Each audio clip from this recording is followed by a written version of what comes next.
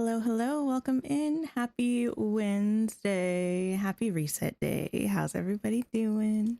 Hi, Candia. Hello, Isabel, Iana, Katie, Diamond Tony. Hello, Soap Dish, Joey, Eliza. Hello, Kira. Okay, I need to run to Scrooge's shop because we're going to check all that stuff out. We're going to look at all of the reset stuff. Frankly, I don't know what we're going to do the rest of stream after we check out reset. I'm feeling a little under the weather. I'm not sure if my voice sounds the way that it feels right now. But yeah, I'm feeling a bit under the weather. Energy's a little bit low, so it might be a bit more of a chill day than usual, but internally, I'm just as excited. Cozy Tills, hello. Yana, hi. You were not ready for the jellyfish realness? You know what? Yeah. I was looking through my little inventory at what to wear today. I was just scrolling and I was like, you know what? The jellyfish dress. Why not? It feels like a vibe. It's really not that serious, Katie. I think it's just like the past week or so is the first time it's actually gotten properly kind of cold where I live, but it's also heating up rather quick. I don't know. It's like that weird in between on the seasons where it's like drastically different temperatures on different days, and I think my body just is just a little sicky. Nothing too bad. You're also feeling a cold coming on? Yeah, it happens. It's that time of year. Flamingo Queen, hello. I have those. I forgot I had those actually. Hi, Nina. Hi, Karen. Nick, hello. I do have coffee today. Actually, today is the first day I whipped out the coffee warming, like the heat plate thing. I don't know. It's a thing that keeps your coffee warm. I actually have it set up on my desk today, so hopefully my coffee will actually stay warm throughout all of stream. Let me take a sip. Delicious. It's also my first cup of coffee today, and that's wonderful. Okay, the time is here. The moment of truth. Will I have the fence? You know what? I am really... Scrooge is getting on my last nerve. I've been saying this for months, but this time I really mean it. Scrooge is getting on my last nerve. Where is this fence piece? Hi, Momo. Hello. But how did everybody do on Dream Snaps this week? How did we do? It was the Ghostly Gala, right? I got 4,000 moonstones, which I'm very pleased about. Actually, I also opened the game on my Switch, which I haven't done in a while, and I realized I had more moonstones on my Switch than I did on Steam, so I bought the Beauty and the Beast bundle today. So we might do that a little bit today. We'll see. How is Wishblossom only a week away? I know. Wishblossom is a week away. Wicked for me is less than a week away. And everything is just like happening. It's all happening. Actually, wait. That might be next week. It's either this week or next week, I think. Next week that the Mighty Nine show comes out. I don't know. Lots of stuff is happening. 4K moonstones, congratulations, Kira. Okay, let me run down to the beach because that's where we have light and space, and we'll grab the things from the premium shop. 1,200, that's not bad because it's like a pretty chill week in the shop. 4K Flamingo, congratulations. Wicked less than a week. I'm so excited for Wicked. You know what I saw that's atrocious though? I saw one post. So allegedly, there's this outfit that was on a poster for Wicked. It looks, it's Glinda. She's in an outfit that looks like a cake topper. It's kind of like an upside down tulip kind of thing. It's like pink and green. Her hair is in like an updo, and she's got like this fascinator thing going on. There's also a clip of her in the outfit, in I think the final trailer that they released. Allegedly, possibly due to this one source, all of the scenes of her in that outfit were cut from the movie. What's that about? You got 900 for your Dream Snaps? If there's gonna be a week for 900, I feel like this is the week for it. You love how the Wicked press tour just started and there's already like 3 viral Cynthia gifts. Wait, I have not seen these. I'm slacking, I guess. You have 2 more furniture items from Storybook Vale. I should probably check, but I think if I check, it'll make me angry. This week's Dream Snap theme is fun with fungi. Magic sprouts from the earth and hides beneath mushroom caps. Create an enchanting fungi scene with woodland charm. Okay. Decorate with mushrooms is the theme. It's fine. It's fine. Actually, this hat might work. It's a jellyfish, but it kind of looks mushroomy now that I'm looking at it. I don't hate that. Hi, Messine. Hello. Okay. And then the shop, of course. You watched One Wonderful Night and bawled the whole time. I watched One Wonderful Night. The opening number, I literally cried because I'm not going to say what happened, even though it's not a spoiler. The song was from the first movie and like it's nothing we haven't really seen before. But what was happening was just like, it touched my heart. But I watched One Wonderful Night, but I skipped Ariana's. Well, I muted. No, I just actually skipped over Ariana singing Thank Goodness because I didn't want to hear her rendition of it. And I muted through them singing For Good, but I did watch it, but I didn't hear it. Okay, the premium shop this week, we have this autumnal mushroom pond that looks kind of like that one pond with the cherry blossoms and stuff that we got somewhat recently, right? I'll have to see if I can find that. It's cute. It looks like it would look good in the bind. And then we have this Celebration Jasmine ensemble that comes with the Celebration Jasmine costume. I believe this is the one that came in the Star Path when we got Aladdin and Jasmine. And then the hair that's being covered, that's the matching hair. We also have Winter Crystal exterior set. I actually didn't even look at these. I'm surprised they added these this week. I would think that would be a little later on. But this was from the, not these. Was from the Royal Winter, no, yeah, the Royal Winter Star Path last year? Is that what that was called? I feel like these were from that. Let me let it scroll so it can tell me. No, Frost and Fairies, that's what it was called. Royal Winter was the one before that. Same with these decorative winter crystals. Stunning. Spotlight collection, we have Mushroom House, of course. Floating floral inflatable. I don't know if I've even used this, to be honest. Tinkerbell house bundle that comes with the bed, a lamp, this fireplace that's so cute but is indoors only, which is a bummer, this thread spool chair, which I think is really adorable, and this Tinkerer's table, which I actually used recently, and I think that was the first time I had ever used it. Encore collection. Oh, when is the free update? Is the free update on December 3rd? The Encore collection, we have the Halloween castle skin for the Dream Castle. I'm actually super curious to see if we're gonna get like a wintry one. Do we think we will? This witchy kitty. This fortune teller tent. I do like this one a lot. Un Poco Loco Valley bundle with the well and the stall. So that's just a selection of items from this cycle's premium shop. And then limited time deals, we have the handheld plushie, this cute little mushroom guy. I do like this one, it's cute. And triangle house bundle that comes with this chair and this camping house. December 10th? December 3rd? We don't know. I don't remember. The update comes on the 10th. You know what? There's an easy way for me to confirm this. Not that I don't believe any of you, but considering we have two conflicting answers and I honestly don't remember, I actually do kind of want to say it's probably the 10th because I feel like it was later than I was expecting it to be. I'm just pulling up the blog post from the showcase. Tempting to, yeah.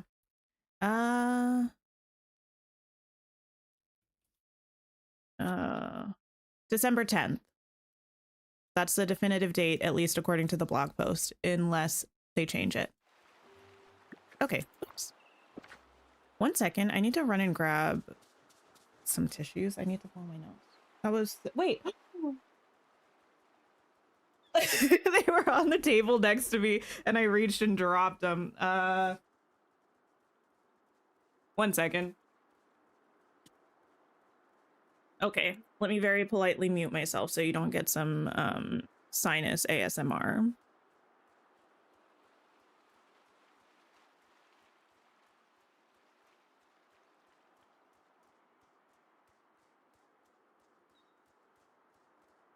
I have returned. You put it in your calendar? That's smart. See, I probably have it in my calendar actually, but my calendar is on my tablet and I do not have that with me right now. Okay, things to look at. We have... Let me get these headphones situated again. We have this autumnal mushroom pond. This is not the best place to look at it. It's just the brightest, and also my bind is full, so that's what we're rocking with right now. And we also have this celebration jasmine costume. We have a hairstyle with this. And let me remove the hat so we can actually see it. Okay. Hi Quaz, hello. You're excited for Cinderella and the Star Path. The theme sounds promising. I'm excited about Cinderella. The Star Path, I have to wait and see. I feel like the bottom of my shoes are blinding me. They really catch the light. The hair is doing the hair thing. They a little bit fixed it a while back, but it's still really, you know, it's interesting. You love the pond? I do like the pond. I don't imagine I'll use it any place other than the bind. Although I think you could if you did something like in the main valley, just with a lot of the orangey red trees. I feel like you probably could. I don't know if I'm gonna have space to put this down anywhere to even show how it would look. Sure.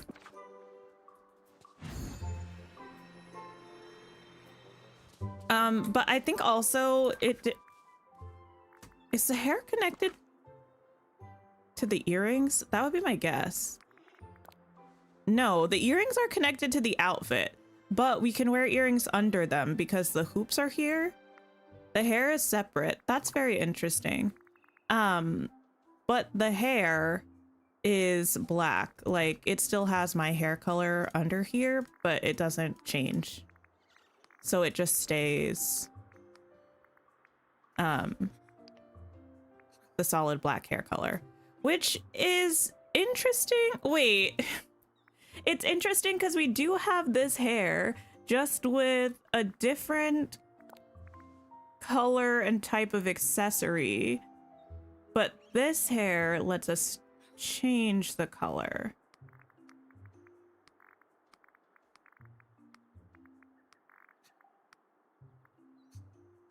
How do we as a collective feel about this outfit bundle from the premium shop? The purple and the hair. You're excited for the Lady and the Tramp update, especially because Lady's your favorite heroine. Oh, nice.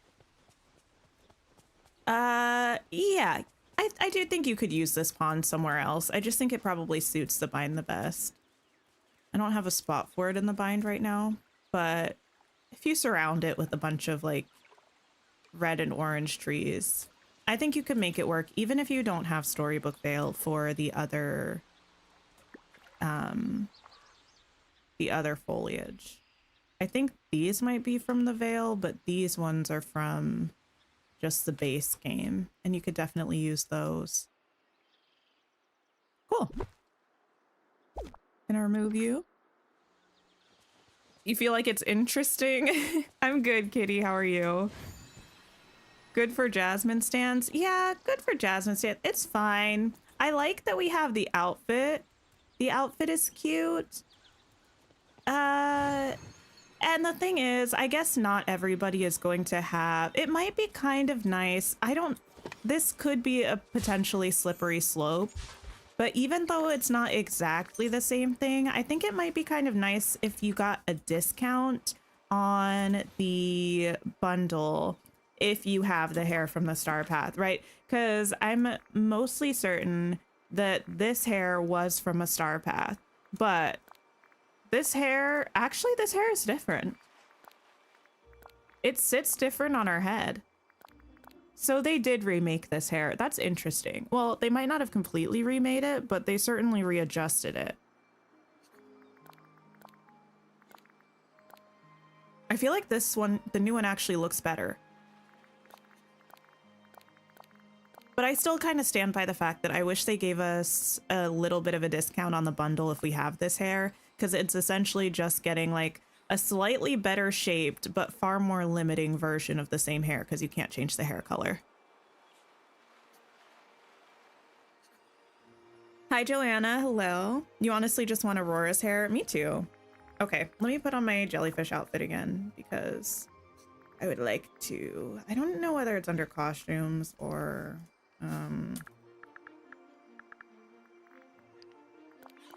beautiful. Only thing is, why aren't the earrings and necklace separate? You want them by themselves. That would be nice. My thing is why, okay, wait. We're not done talking about this. My thing is, why are the earrings attached to the outfit? Okay, I feel like maybe it's just me. I feel like it would make more sense to have the earrings attached to the hair. Take off the hat, girl. Work with me, work with me. Okay, because like, I don't know. It doesn't really make sense either way, but at least you have the like gold of the gem playing off of like, and it fits into the shape of the hair, right? But like, I don't, what hair would you use with this if it wasn't that, like, huh? I mean, I guess you could use one of these. I don't know. It would be nice if the earrings were separate. I guess it makes sense, but also it doesn't. I'm not like extremely mad about it. I'm mostly just a little confused. Yeah, I think I'm mostly just confused.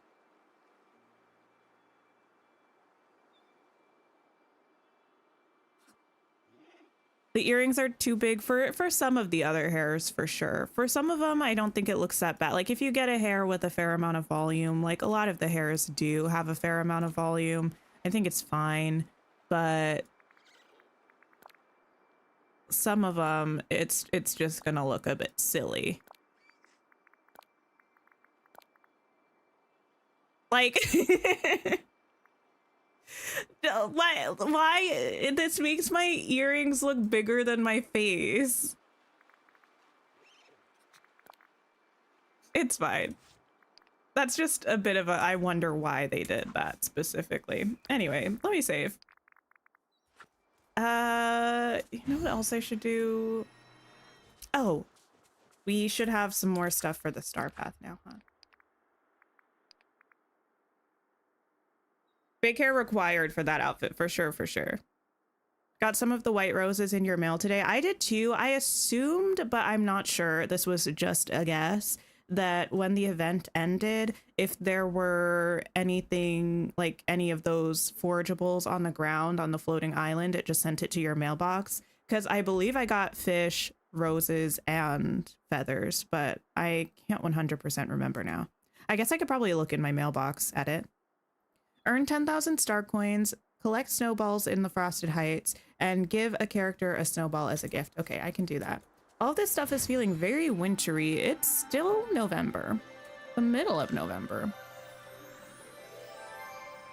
Why does Jasmine wear such huge earrings in game? You can't remember being them being that big in the movie. I'm pretty sure they were pretty giant in the movie.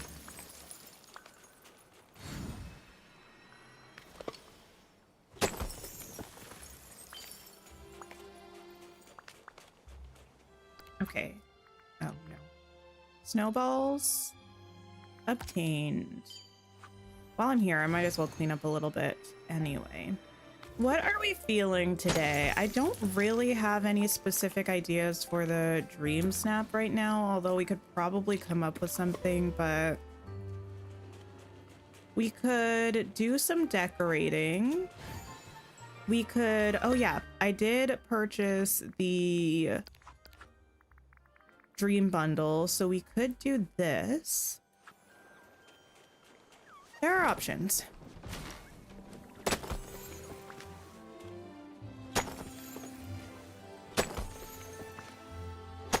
Excited to hear the thoughts on the Star Path house. Wait, are we able to get the Star Path house today?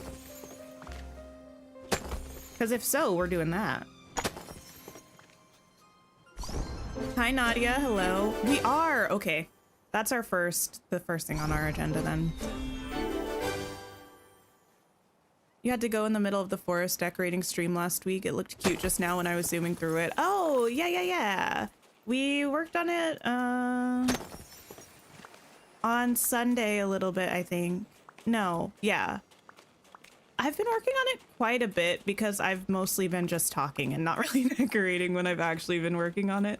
So it's been like 3 streams, I guess. We did a bit on Sunday, a bit on the member stream on Friday, and a bit last Wednesday when we started it. But it's coming together.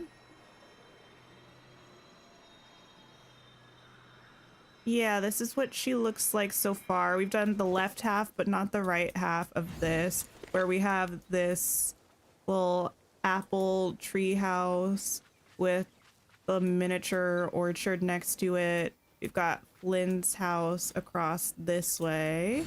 And then we've got the starts of this little cottagey town / shopping space with this. And then, yeah, the castle. She's coming together. I need to give somebody a gift of a snowball. Here you go, Beast. Kingdom like this before. Gift. The Moonstone balance when an expansion is launching next week. Listen though. But with the expansion, we get Moonstones, and I don't think we have to spend any Moonstones with the expansion at all. Do we think they're adding new stuff? Like, I don't think they're gonna add additional stuff for... Like, how do I explain this? I don't imagine we'll get... No, don't hang out with me! A big new drop of premium shop stuff until the free update. Thank you. I don't think I even gave that to you. So I don't imagine I'll have to spend way too many Moonstones coming up. You know, it's so Also, I have slightly more Moonstones on my Switch. It's not quite as tragic as it looks. no rain. No! I keep pressing the wrong thing. I don't want to hang out with you. I just want to give you a bunch of snowballs. Oh. Yay. You hope we get a dream style for Snow White's rag dress from the start of the movie? Oh. Yay.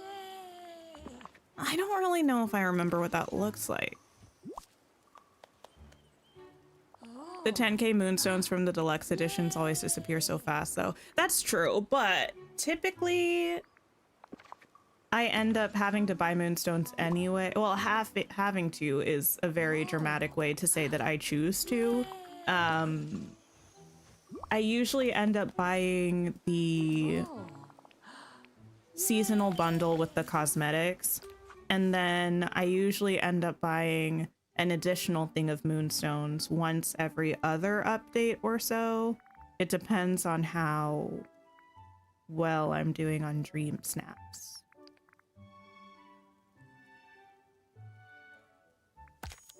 So it's just kind of almost time for me to buy them. Earn 10,000 star coins. Okay. I feel like I can do this. And I feel like the way I'm going to do this, I'm gonna run around with actually Sadness, I guess, because I don't think I told her to leave me alone, even though I wanted to tell her that. We're gonna harvest some of these things. Partially because I also wouldn't mind doing a top up on my storage, which I'll have to look at because I have no idea how it's actually doing. But I do know I need some berries and stuff for berry salad still. There you go. You think the seasonal bundles are an ideal incentive if you're going to buy Moonstones off-finish anyway? I mean, yeah. I would buy Moonstones anyway because I do like to get everything from the premium shop. Oh, I didn't look at what this gave me. Not the fence. Cool.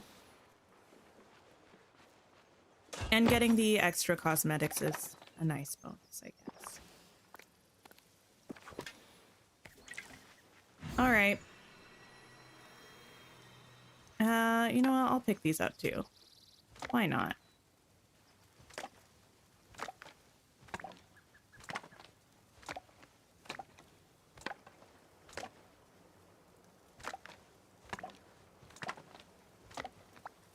Oops.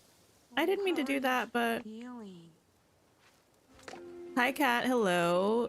Kitty, yes, your chats are... I think... Well, I mean, I see some. So I assume probably all of them are going through. Okay. Let's clean up. You know what? Not Jafar. Oh my goodness. Gaston is pretty much asking to be banished. For no reason other than he's always around. I see Gaston more than I see literally anybody else. And I don't like that.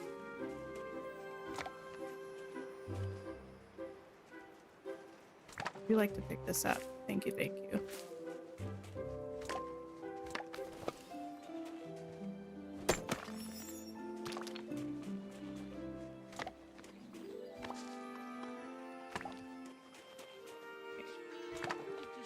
I actually don't know what things do increase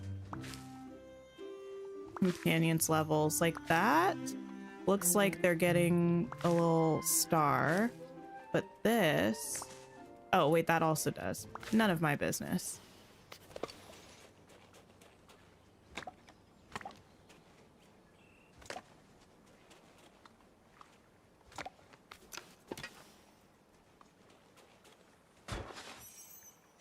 You have an odd question. Is it normal for a star path to go into an expansion release? You can't remember a storybook fail.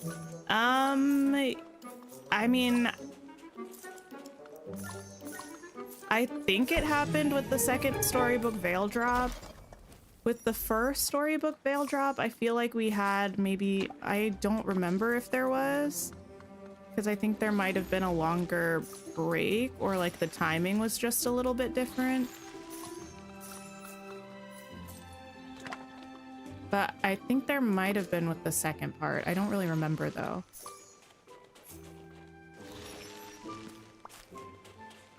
Is Gaston one of the scramble coin zombies? I don't know. I haven't messed with that scramble coin setting in ages. And he doesn't like run up to me necessarily. He's just always there. Reached a point where we have so many characters that sometimes you see someone, you're like, oh, right there in the game. Yeah, I feel like I get that way sometimes. You know who I haven't seen in an eternity? Actually, Maui. I don't even remember the last time I saw Maui. Although I don't really see most people pretty often. And I think that's a little bit of a bummer. I think it's partially because they're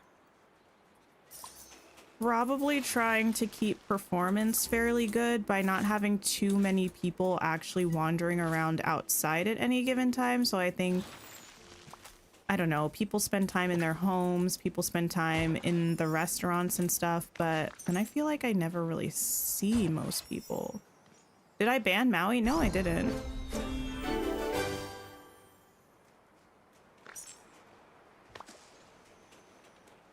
You think a lot of characters spend too much time at Scrooge's or in the restaurants? I feel like, yeah. But I don't know if their schedule has actually changed or if it just feels like it has.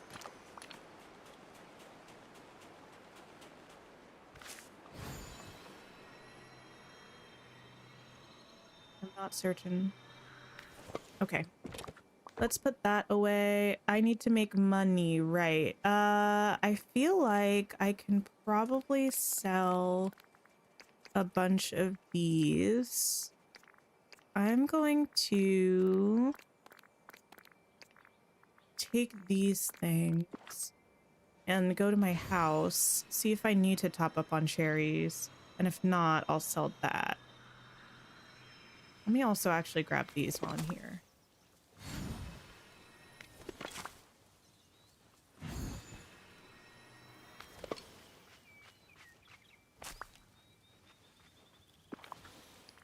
There we go. Maui follows you like a bad shadow. Yeah, I pretty much never see Maui. Tiana's doesn't show up on the map in the expansion, and no one is inside either. I haven't tried to put Tiana's palace on any of the expansion maps yet. So I haven't, like, I just haven't tried yet, so I don't know.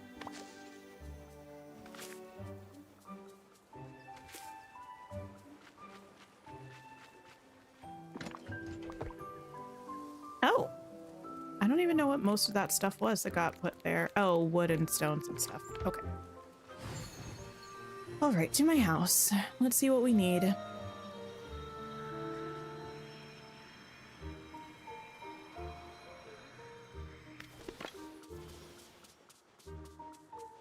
In we go.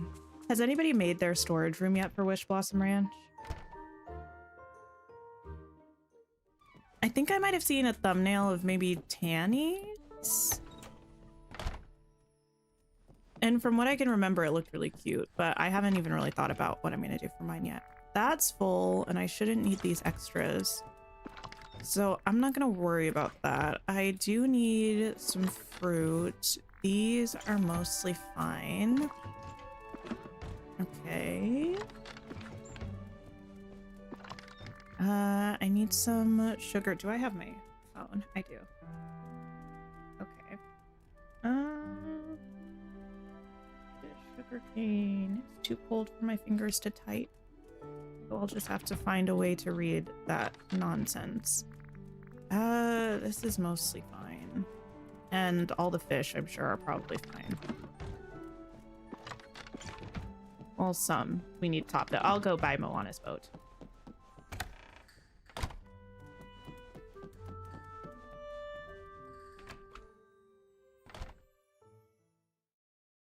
Oh, outside. You have It's not finished quite yet decoration-wise, though. You want to incorporate stuff from the expansions catalog. Yeah, I'm curious to see what we're gonna actually have by way of decorations in the expansion, you know? I wonder how much actual, like, ranchy, barny stuff we're gonna have. No, you. Hello? Wait, what is happening? Do I have a controller plugged in? No. Why is this moving this way? None of my business.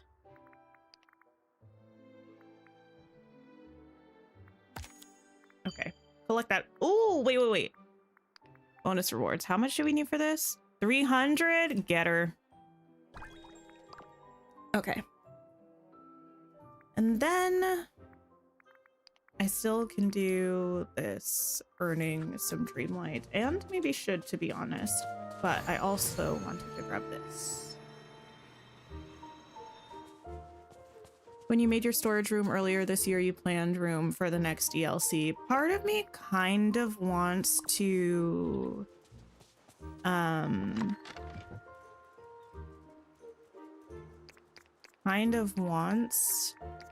redo my storage and consolidate it a little bit, but part of me really doesn't want to do that. I don't know where to put these right now. I'm gonna just put these in front of my house.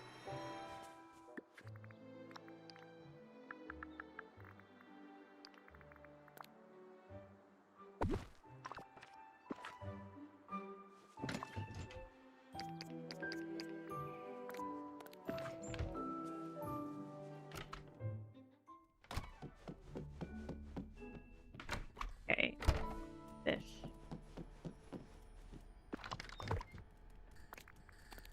Beautiful, beautiful. Oh, that's fine.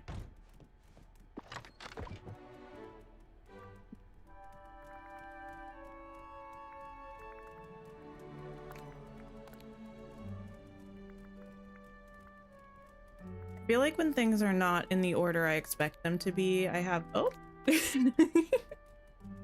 Anyway, I have a really hard time figuring out what I'm looking at and where the thing is that I need specifically. There. You go there. Stonen.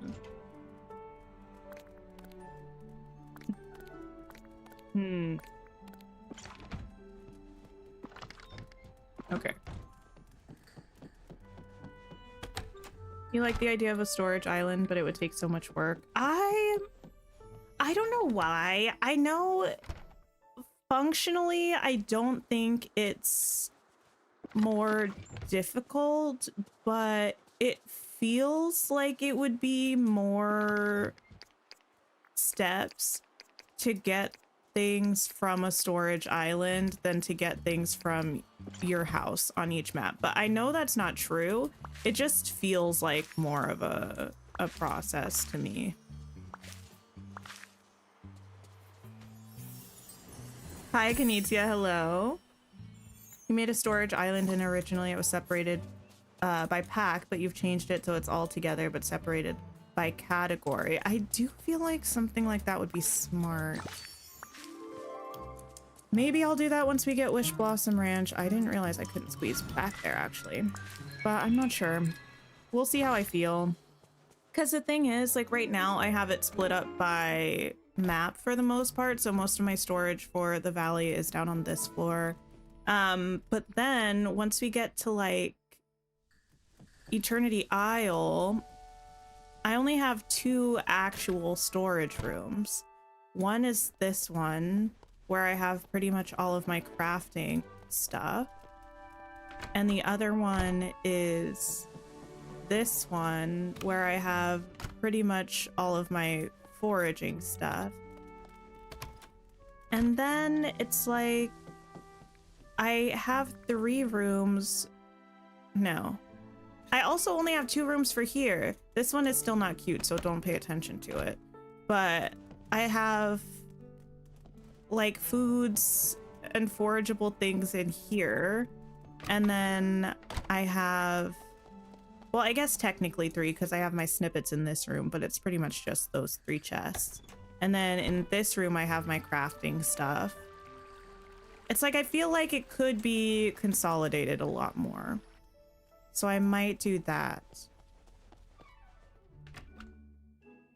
An island is fewer loading screens. I know that from an intellectual level, but on an emotional level, it just doesn't feel that way. Okay, I need to look at this house. I'll put it here first, I think. And then we'll see what we think of it. How did my dream snap do? It did well. I got 4,000 moonstones, which I was very, very happy about.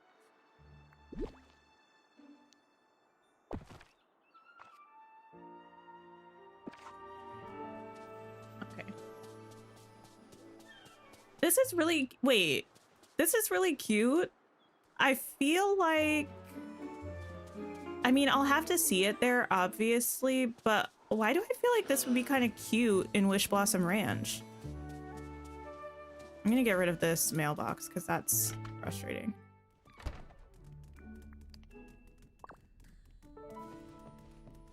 You created a storage glittering dunes island, named it Little Agrippa. Oh, nice. I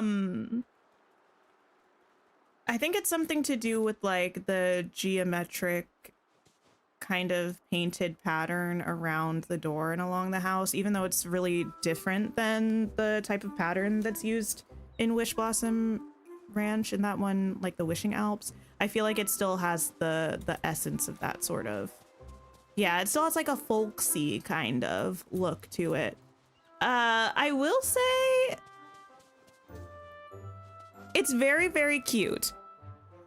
It's very, very cute. And also this front part that looks kind of like it's supposed to be a little, I don't know, it almost looks like it's meant to be a little porch because they also have the wood there, but the wood is like hanging half over. I feel like it would be cute if they extended it a little bit more to look a little more like a porch. I love the giant eggs in this like half nest up here. The little mushrooms are adorable. Yeah, it's cute. Wait, were those like leaves falling or something? Or was that... Oh, no, there are like leaves falling I think from the vines. That's cute. Yeah, I probably will look in the forest. I wonder if I have space for it up there.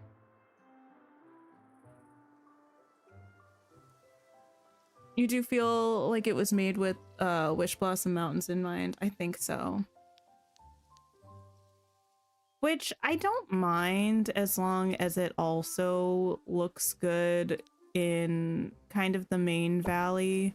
Because I feel like if you're getting something in the star path in the base game, you should have a spot for it where it's gonna look cute in the base game, you know?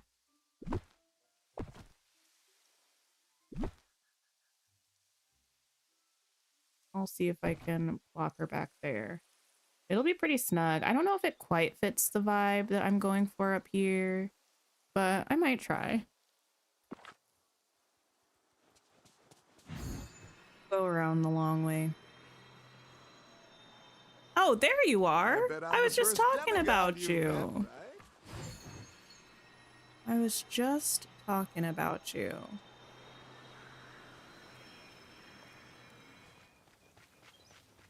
I mean, it's kind of random. I don't like despise it. It might be better if I could squeeze it over here though. It'll look cute near Fairy Grandmama's Hizzle. Fairy Grandmama's Hizzle?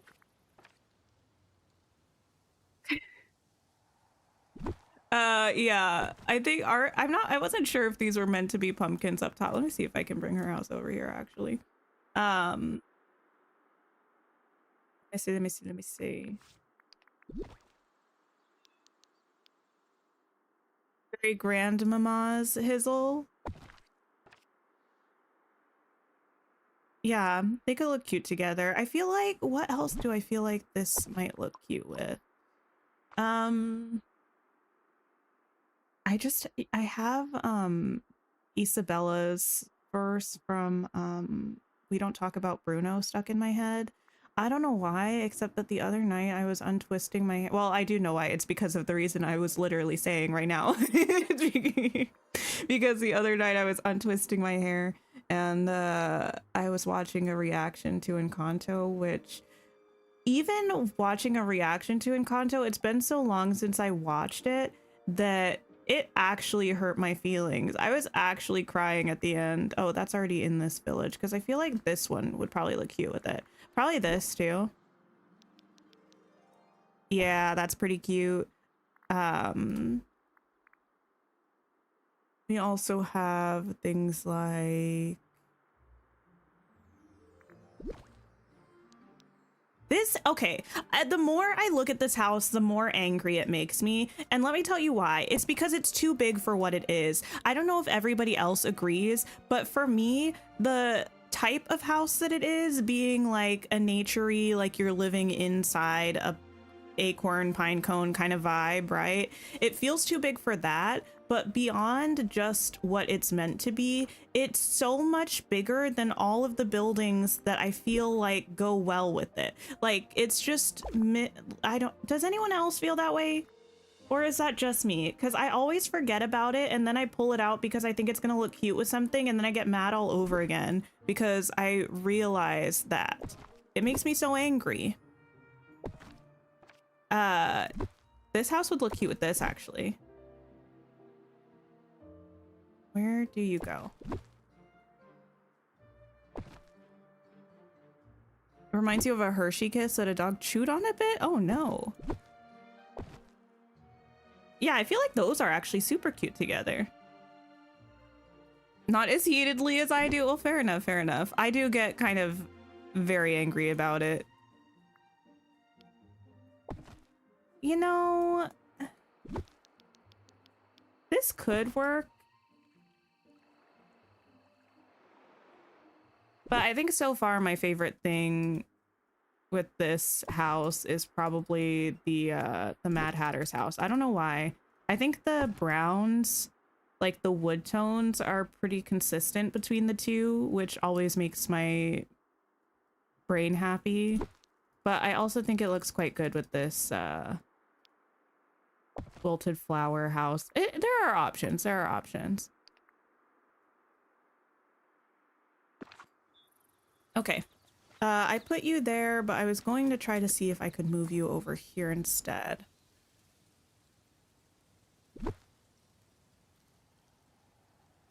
Well, first go down here so I can move this other stuff. Oh, well, I have that. Okay. Listen, we're attempting things.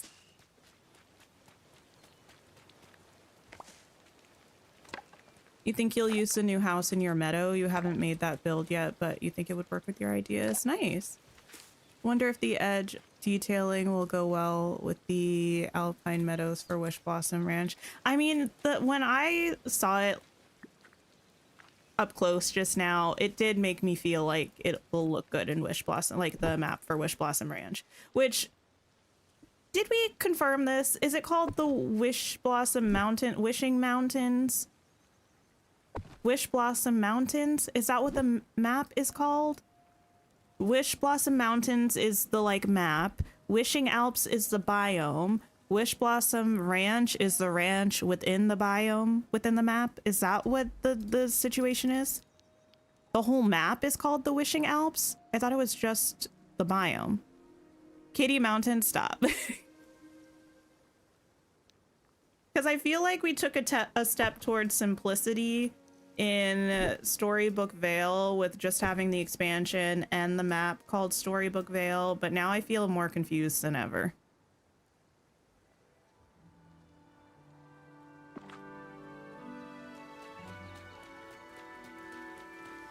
That just looks squishy and silly. What if I rotate it the other way? Okay, you move. And put it like here or something. You're kind of right up in each other's business. But maybe that's okay.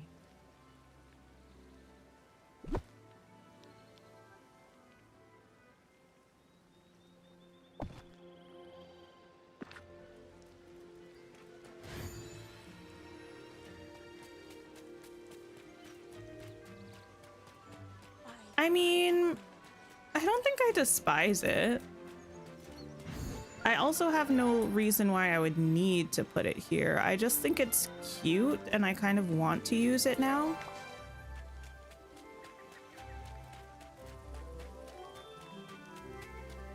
I don't think I hate it. I think it's kind of cute. It is a little random stylistically, but there's nothing wrong with, you know, that one neighbor who doesn't adhere to the HOA.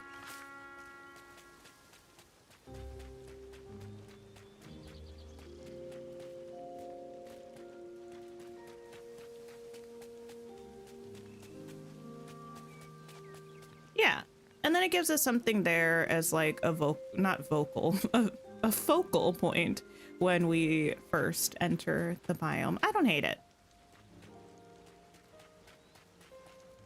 Oh, it's so cute. I want to live. You know what this looks like to me? It looks like someone took a birdhouse and made the birdhouse a person house. You know? Does that make sense? I don't know. I like it. I was meant to do things like, I don't know, plant sugarcane and stuff. Give me a minute. I'm just taking a sip of my coffee.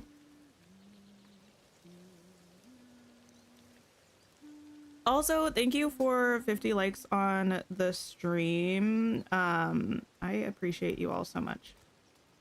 Also, wait a second. These symbols. I don't know if these are Atlantean, but I don't know that they're not Atlantean. I'm not quite certain. The second and third ones look like they could be Atlantean.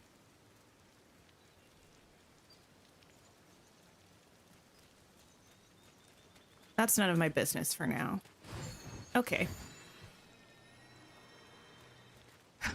Plant sugarcane, do other things. Okay, let me check my storage overall and see how we're doing. Maybe we can top up a little bit.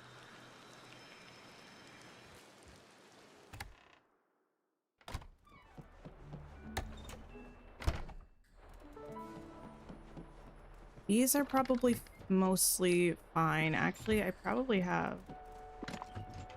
No. Okay.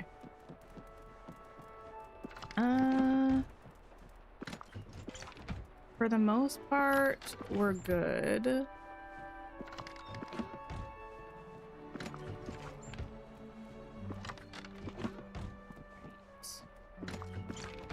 Both good. I feel like Vitalis crystals I've used a bunch of recently, so I probably could go for another round of mining at some point. Pebbles, fascinating.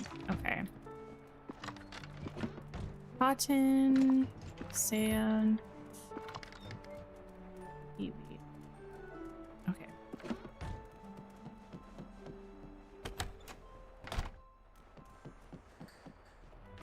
Sugar cane. Cotton. Grab some seeds. Hey there. I'll be having that. We'll head on up here. I kind of have the desire to watch Frozen again. I haven't watched it in years and years. I don't know if I've watched it since Dreamlight Valley came out. Oh, I can get rid of all of this stuff now too, actually. That's nice. Oh, I have some right there. It's not going to be enough, but...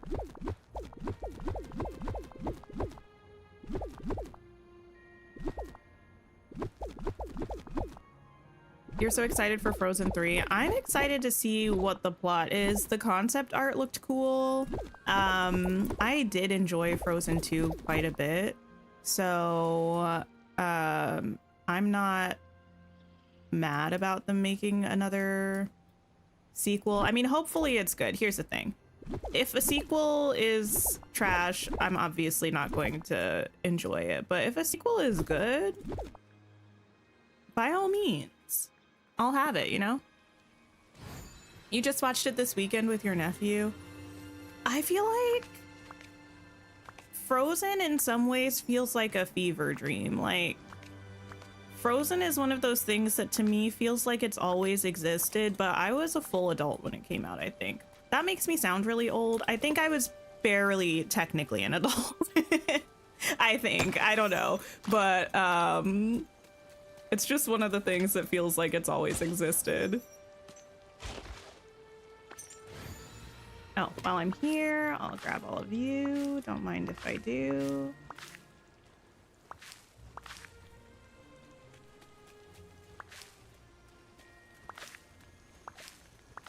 You don't think you've experienced a cultural phenomenon on the scale of Frozen 1 to this day?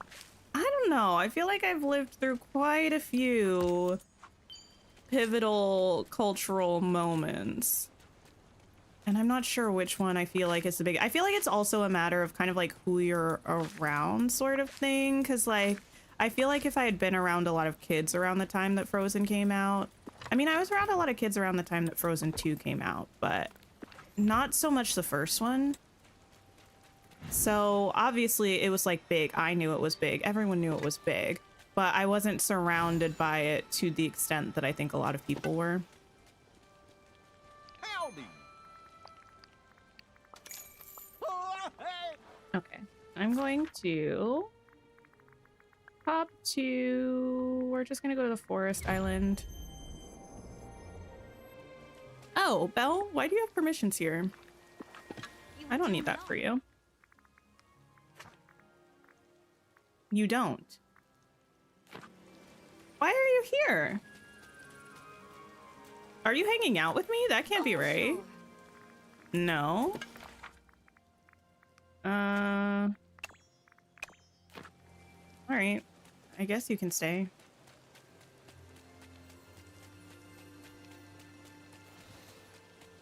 Frozen 2 was the first sequel you liked better than the first? Wait, but have you seen Toy Story 2 though?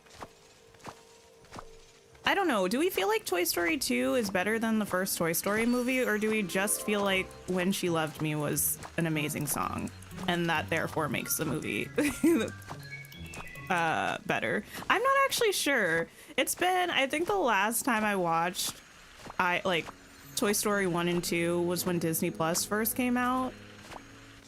So it has been a while.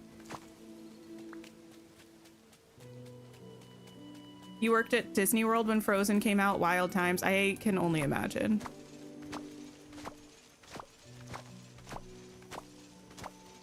You know, okay, I have to preface this by saying I enjoyed K-pop Demon Hunters as a movie. I enjoy the music more than I enjoy the movie, and I enjoy what the movie does more than I enjoy the movie itself, although I do like the movie. But all that being said, you know what felt a little bit like a tragedy when I found out about it? What felt a little bit like a tragedy when I found out about it was the fact that Golden, the song obviously from K-pop Demon Hunters, is eligible for an Oscar for Best Original Song, allegedly. And that to me is a tragedy because any other year, if Golden were not there, you know who I think would be getting the Oscar for Best Original Song? Probably Wicked or Sinners, both of which have amazing songs, but because both of those will be going against Golden, I feel like no one stands a chance.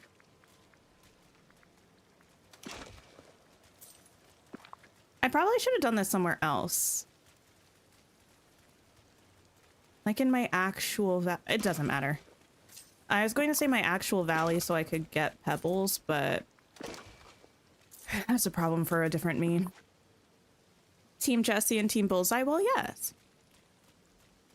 You have seen Toy Story 2, but Stinky Pete made you too mad to like number 2 better than the first. That's fair. I didn't know this at the time because I was like a toddler, but Toy Story 2 spoiled Star Wars for me, and I think that was very rude of it to do that. I'm gonna do this sugar cane first.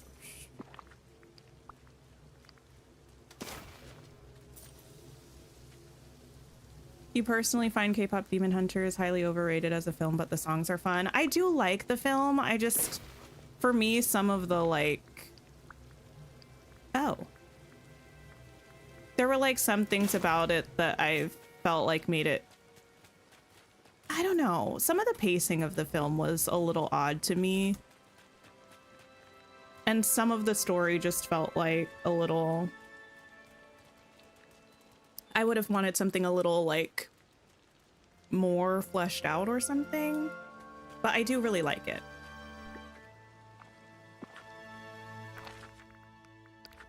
But I feel like also it's a little bit hard going into K-pop Demon Hunters for me because the animation style reminds me a lot of Spider-Verse, so then I'm just comparing it to Spider-Verse, and nothing can compare to Spider-Verse.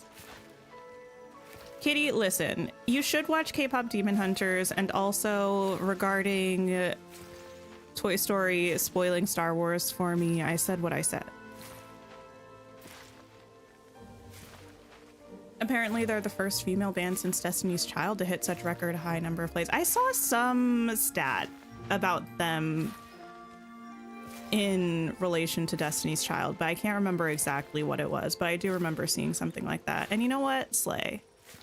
We love that for them. It's a really good song. Hi, Sasha. Hello. Today we were checking out Reset. I'm just doing some kind of topping up on some of my storage stuff. So just planting some crops that I need a few extras of for the moment. We might do some decorating, but I'm not sure. I'm just trying to keep it casual and fairly relaxed because I'm a little under the weather and just need to not stress myself out.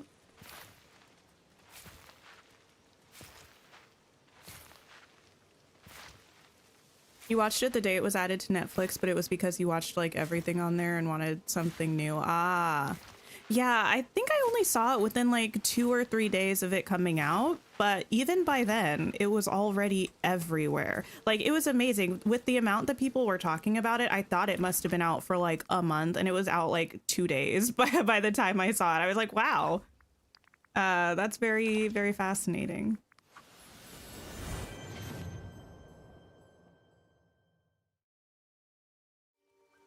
Why'd I go to the plaza? That was a choice. That's a choice. Okay, let me just run my little self over to a house that will top my energy up, and then I'll eat a snack.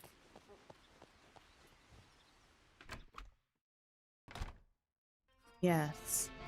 Oh my goodness. I always forget these make music. If I didn't have the streamer mode on, it would probably be playing Small World. Where's my outfit from? It was in the premium shop a while ago. A couple months ago, a few months ago, something like that. So keep an eye on your like recommended section or what have you, because you might see it pop up. Thanks for lurking, my little corner. Hi, Adam. Hello.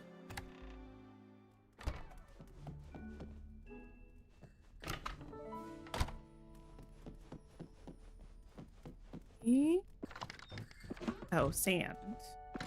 I also don't know if I need these onions. We'll figure it out.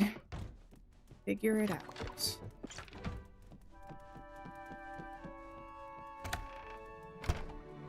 We also,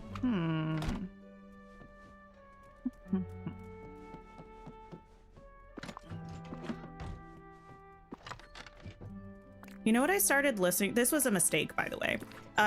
What I started listening to right before stream, I don't really listen to a lot of music at the moment, but I always listen to a bit in the maybe like half hour or so leading up to stream as I'm getting everything set up and making sure that probably OBS isn't going to hate me.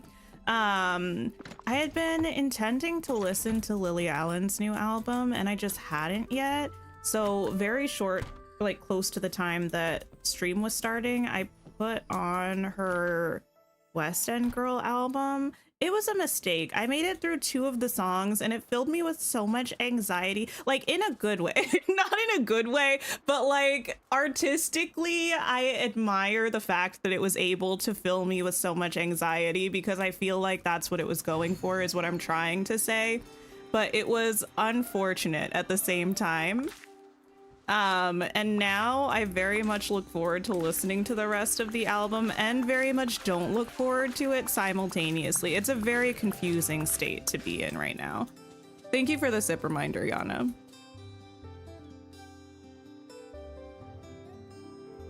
You know how the end crafting station tells us how many of something we have crafted? We need them to do that in the furniture menu. Yes, I need for them to do that in the furniture menu, and I also need for them to do that for us in Scrooge's shop.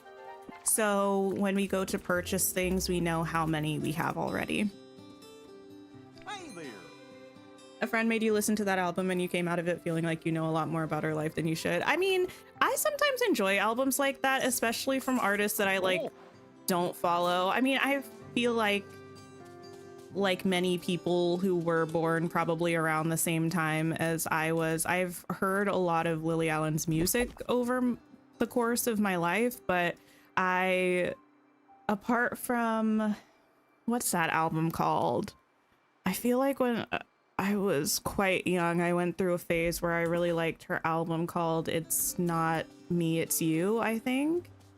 But I haven't even listened to that in over a decade. But apart from that, I'd never listened to a whole project. I don't really know much about her, but I think it's cool then when an album puts you really into what someone's experiencing. I don't know. I love a personal album. I love a concept album. I'm much more of like an album listener than a playlist listener or like specific songs, because I like to go on a journey with the music, you know?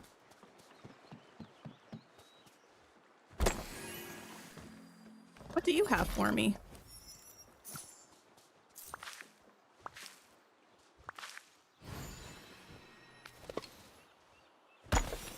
Okay. And this is actually good because I need all the sand too. Hi, K-Bay. Hello.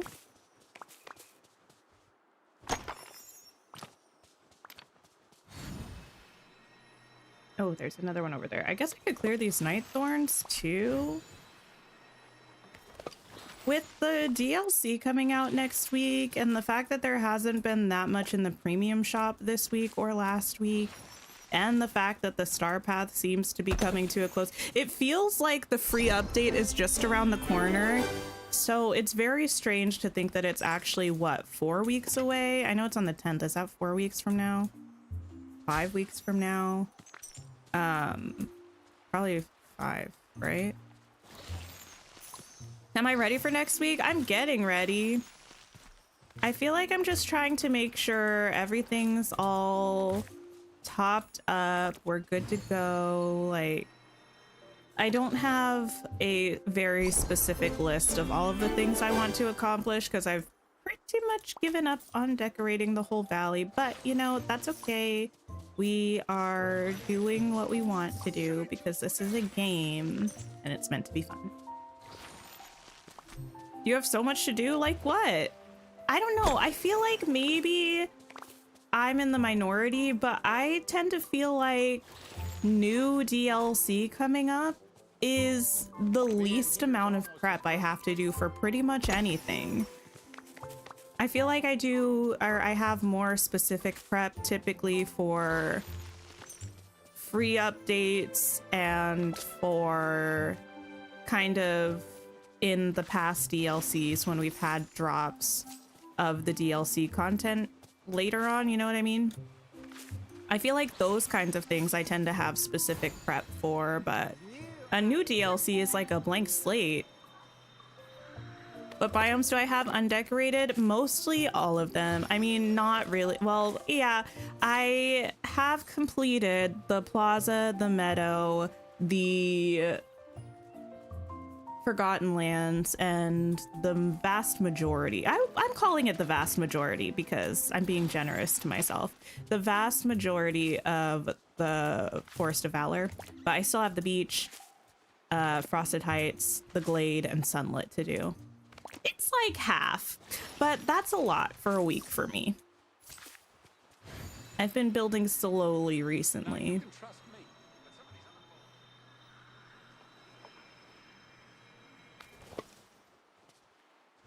It's Not Me, It's You and All Right Still are such good albums. You applaud what Lily did with West End Girl, even though the songs are hyper personal. Yeah, I'm excited to listen to the rest of it. I love a song that makes me feel like anxiety. I love a song that evokes a very strong emotion. I think that's part of why I love Out of the Woods is one of my favorite songs off of 1989, because like I viscerally feel like uncomfortable when I'm listening, and it's a bop, like half uncomfortable, half bop. It's so good, and that's kind of the vibe that I got from the first couple songs from West End Girl. Going to look for Wicked stuff. They've been posting stuff and I've been okay. I am so, this is very dramatic, but I just need to give myself props when I can and when I feel like they're deserved, okay? I am very proud of myself because the 30-second clips of the new songs that were written specifically for this movie have been in existence and out there for the world to listen to for nearly a week now, I believe. And I haven't listened to them. I know that's not necessarily saying much, but the amount of willpower that I've had to show in order to keep myself from listening to these clips is like way more than should be the case. I'm aware of that, but at the end of the day, it is what it is. I am who I am. And the fact that I've been able to resist the urge for so long, really, I'm like, wow, I can do anything I put my mind to. I really can. You still have 10 friends quests to do. Ah, but you don't need to before Wishblossom Ranch. If you don't get to it, it's okay. You're trying to grind mist and getting all the critters in all the packs. Oh, that's something I could do. I should probably make some vacuums. I should probably make some vacuums. Brandy, you know what? We're getting ready. We are certainly getting ready.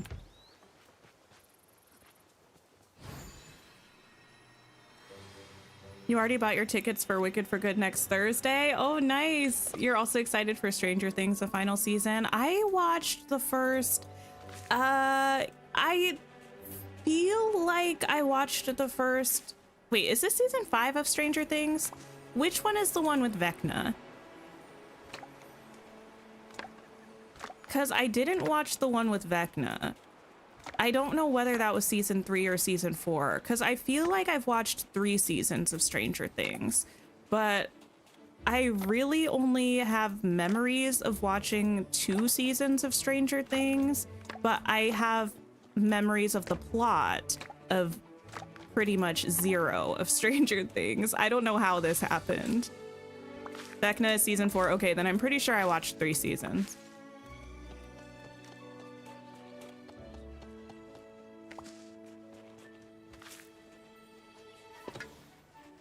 Is Vecna played by Jamie Campbell Bower, or did I make that up? My sister is a huge fan of Jamie Campbell Bower. I don't remember when this started, but whenever I think of him, I think of 2 things specifically. One is the Mortal Instruments movie, which I kind of always want to watch and kind of want to forget exists. And I'm always somewhere right straddling the line between those 2 things, like almost watching it and almost forgetting that it exists. And the other thing I think of when I think of Jamie Campbell Bower is the Sweeney Todd movie.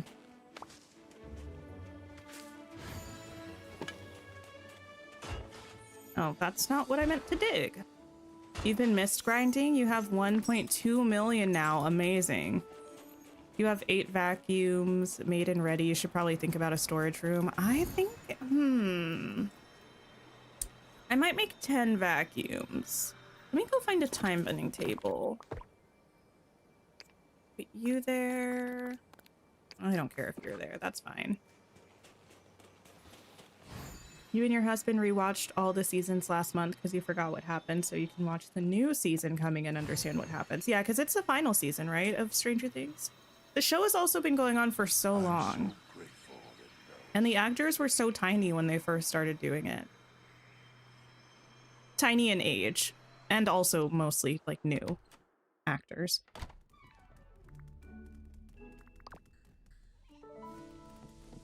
You made 10 vacuums. You don't know if that will cover all the new DLC. I feel like 10 vacuums is about what I have in...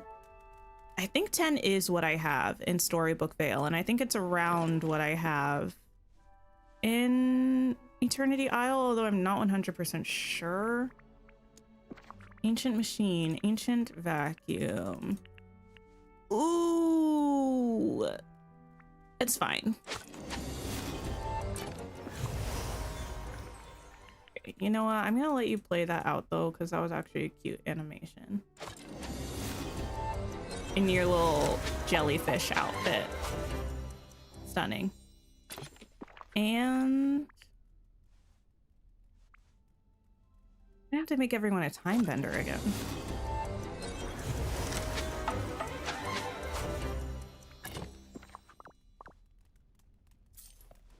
Okay.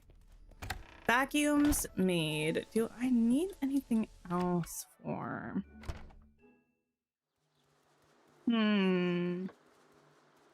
I think I actually do have a lot of gardeners because I've used them in the past, but I don't usually leave them down.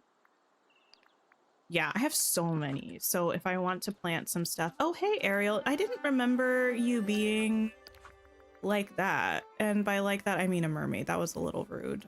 How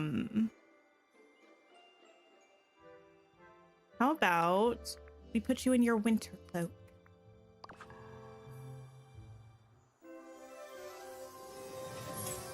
You still need to do Cogsworth and Lumiere's quests. I feel like I enjoyed those. I had to think about it for a minute. I was like, did I enjoy them? Wait, is that the update cycle that we're in right now? That feels like months ago. But surely it wasn't. Was that update in October? The beginning of October? It feels like it was way farther away from that, but time has been moving kind of slowly, like quickly and slowly, but mostly slowly recently for me, I think. The beginning of October, it feels like so long ago. Okay. What else did I need? I need some pebbles. Is there a place I can get these other than the form?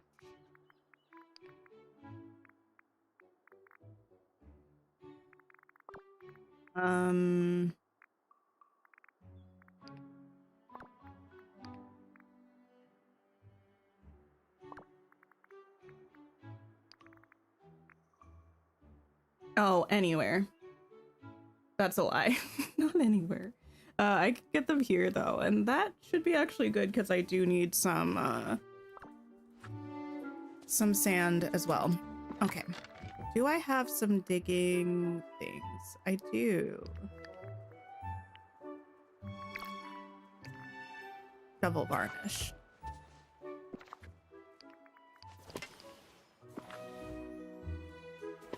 You have to scroll your quest list. Just finished with Sally's quest yesterday and you've been playing since day one. Listen, I don't think there's anything wrong with that. I feel like some people enjoy the game, and even if they enjoy the quests, they spend most of their time playing doing other things, which is very fair. A, not everyone has loads of time to invest in the game. And B, sometimes people just like doing other things in game that don't involve questing.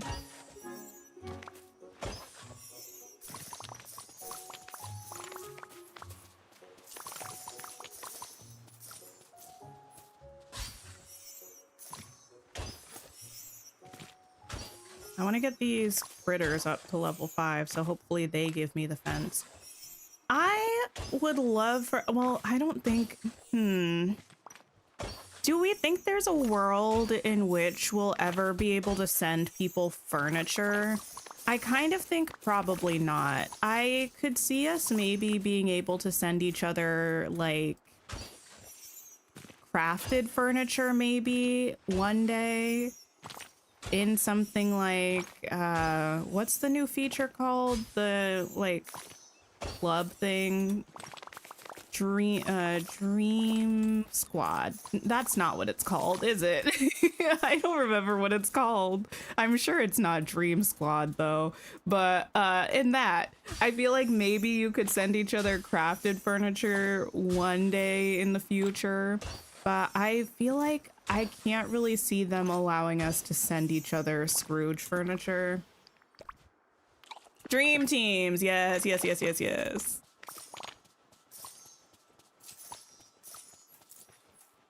Dream Squad definitely made me think of T Squad, the band. From like, I don't know, the early 2000s or something. That worked with Disney and did songs for different Disney movies and stuff. Did I read the letters from Wishblossom Ranch? I did. If anyone didn't see these on social media, there are, I think they're shared on the Discord server for Dreamlight Valley, but I saw them on their Twitter account. They're like little postcard letter things that I guess people on the team at Gameloft wrote about Wishblossom Ranch. That's the vibe. The vibe that they're giving is like, oh, let me send a little postcard about my adventures at Wishblossom Ranch. And yesterday was one from Courtney, and it was essentially talking about Snow White, like coming across Snow White in Wishblossom Ranch. And then today's was from someone named Amelie, I think. And it was talking about some of the magic of Wishblossom Ranch with like the flowers and things, and it was talking about like Tinkerbell kind of a little bit. They were cute, cute little blurbs. I don't know if that's enough to completely fill up my storage, but we'll see. Probably not being able to send Scrooge items. Yeah, I don't really see that happening, but I wish we could, or at the very least, we would get a way to visit each other's Scrooge shops on DLC maps if both players have the maps. Because I need, where was I going with this?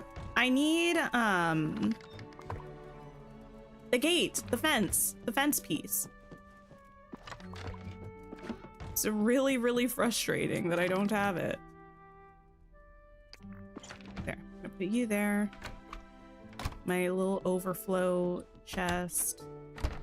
These go not there. Although I need that too. There you go. I do need to fill this up. Tough from Scrooge. No, Remy. I mean, which one is worse, though? Yeah, the one from Storybook Vale, Sasha.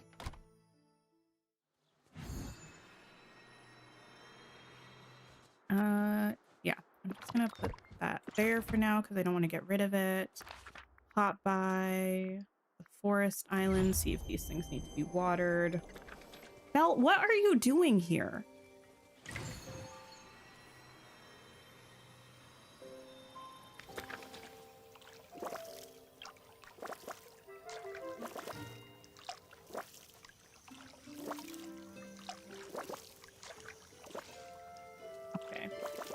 I legitimately don't know why she's here. Her house isn't here. She doesn't have permissions here. I don't know what she's doing.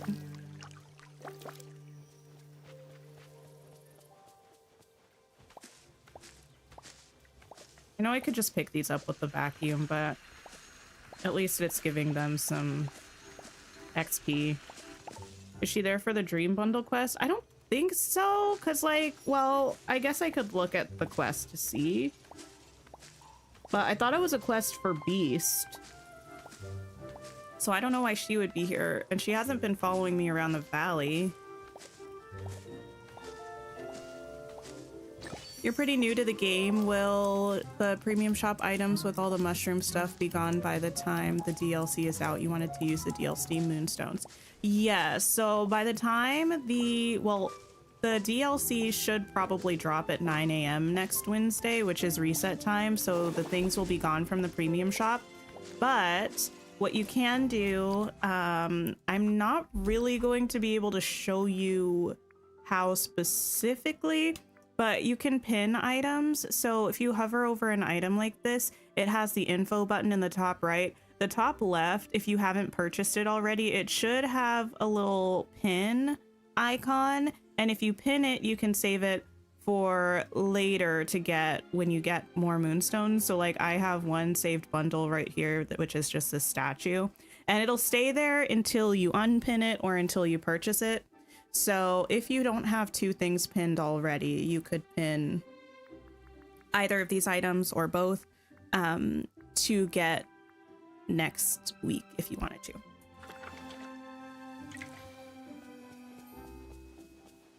She's on your floating islands too? Oh yeah, I was gonna look at the quest. Yeah, maybe, I don't know. Cause it's like, the thing is to equip the dream style on her, but maybe that's why she's here. She's like, hello.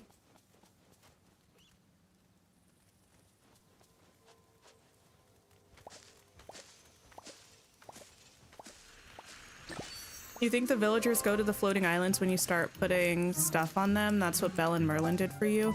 The villagers will pop on the floating island if you put their house on the floating island or if you specifically give them permissions there. But otherwise, they shouldn't. Like, if I were to move someone's house here, like Wally's house or something, he would pop up because it would like automatically give him permissions. Or you can give people permissions here, but I don't have them on for Belle.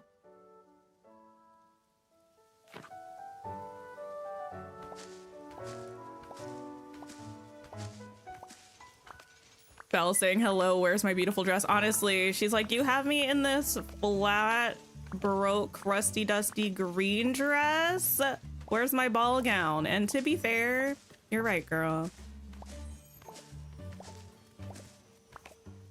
Am I waiting to do those quests for something? I mean, I just bought the bundle today because I have been moonstone broke pretty much this entire update. And I forgot I had a few extra moonstones. Well, I mean like a couple thousand extra or something on my Switch. So I just bought it today and I was thinking about doing the quests today, but I might do them next stream. We'll see.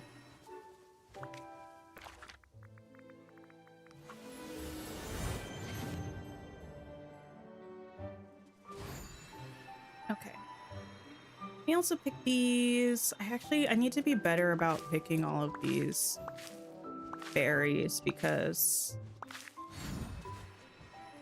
my berry salad ingredients are a little low. Those are picked. These. Actually, upon further consideration, I should have put all of these together, but maybe next time. So I don't have to go to multiple biomes to find the ingredients for the berry salads. I wonder if I still could move the raspberries and gooseberries over to the forest, just over on the other side, maybe.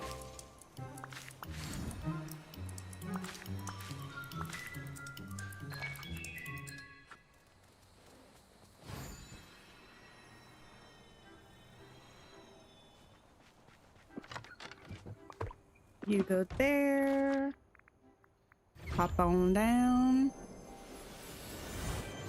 You want the trees and bushes that are on the floating island? Me too. Oh wait, no, you want to put the trees and bushes on the floating island. See, I read what I wanted to see. But I don't think I really care too much about putting the bushes and trees on the floating islands, like the forageable ones. But I do want the bushes and trees that are on the floating islands that we don't have access to decorate with. That is something that I want.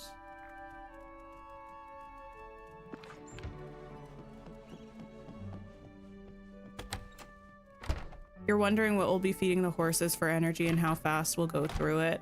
I think I remember us giving the horse an apple, but I don't know that that's the only thing that we can feed the horses.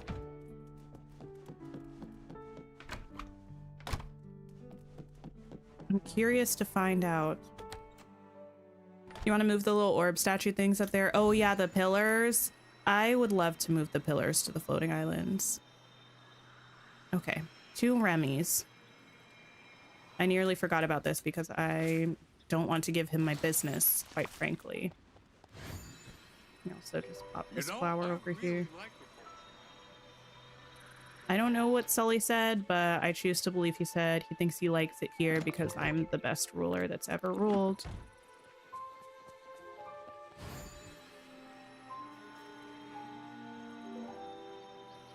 Yeah, Remy and I don't really... I mean, here's the thing.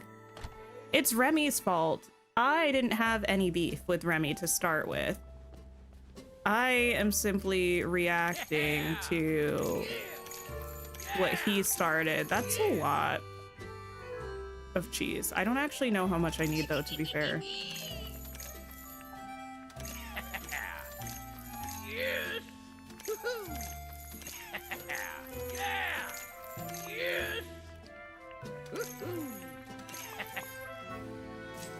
Okay.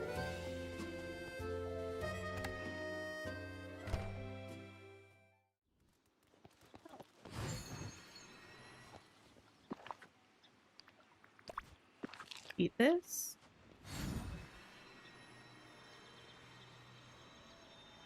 I'm so grateful. Where did the peanuts and shaved ice come from? I'm pretty sure you get it from working on Remy's quest line. Like, part of it includes leveling up the restaurant, and then you get more items. I didn't realize I had so much of you and that I needed milk. What goes there?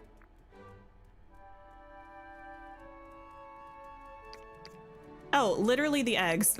Ignore me, ignore me. Okay, so I need some milk.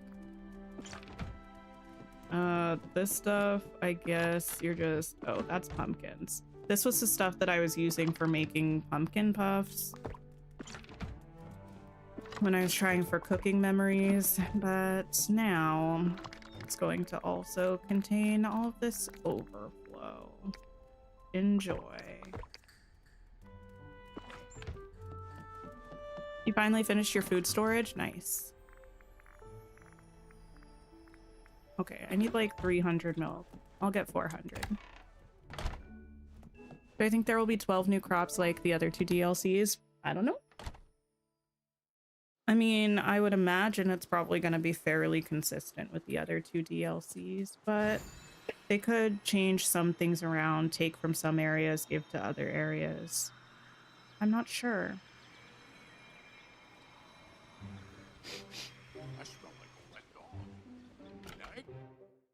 Said he smells like a wet dog. Nice. Yeah. Okay.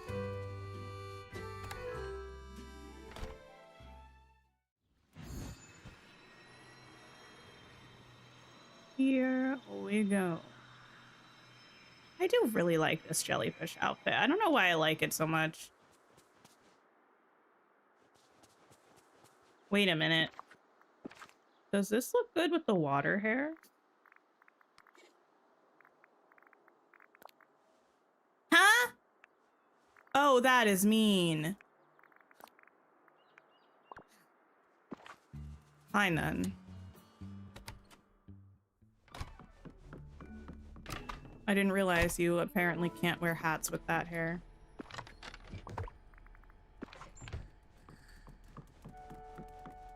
Really rude. That can also go there.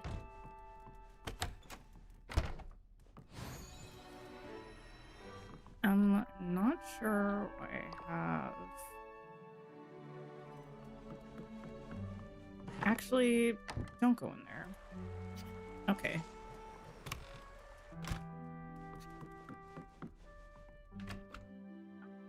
I'm going to put this pure ice in here instead for when I feed the dragons. Okay. What else are we doing? I need Dreamlight. That's fab. I could just make a bunch, but I don't really want to do that. Do some Dreamlight duty grinding. Is there anything else that I need? I still need more pebbles. You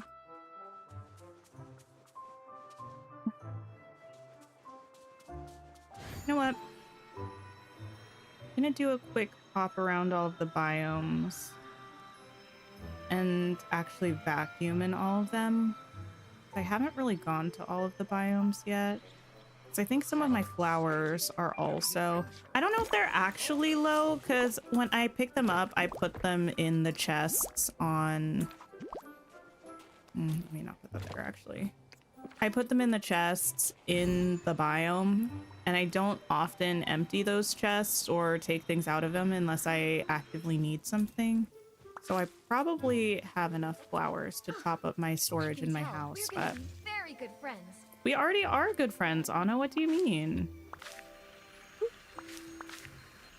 You wish you were napping? A nap would be nice right now. I unfortunately, well, yes, unfortunately, actually, decided that I was going to braid my, like, do box braids for my hair, which if any of you have had your hair braided before or have braided someone's hair in such a fashion, you might understand why that was a bad idea. I've done it before, so it's definitely possible, but it takes so long. It's like a multi-step process. Like, in a lot of ways, I love my hair. In a lot of ways, my hair is very infuriating for me. Like, because not only did I have to untwist all of my micro twists, I also then have to, like, wash it, detangle it, and section it, which is such a hassle. That's like a day. Then this morning I braided like the front half, like the front section half of that. I'll do the other half tonight, and then probably tomorrow all day I'll be doing the back. It's just too much. It's simply too much. Am I sore? I'm not sore, kitty. I don't get like sore from it. I just get very like emotionally exhausted. It's a lot of sitting on the couch in front of the TV with a mirror like ratchetly propped up in front of me so I can see the sections that I'm like the parts that I'm making. Watching TV or listening to a podcast, wishing I was doing anything else. Like anything else.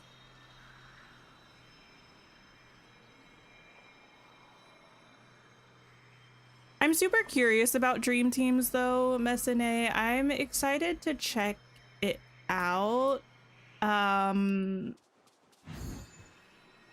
I think it's interesting the things that you can see, or at least that they've shown that you can see about people who are on your dream team. It'll be really nice to share things in a pinch. It does feel, wait, how many people can you have on a dream team? I think they mentioned it, but whatever number they said, I felt like it was kind of smaller than I expected. Because I think you can only be in one as well.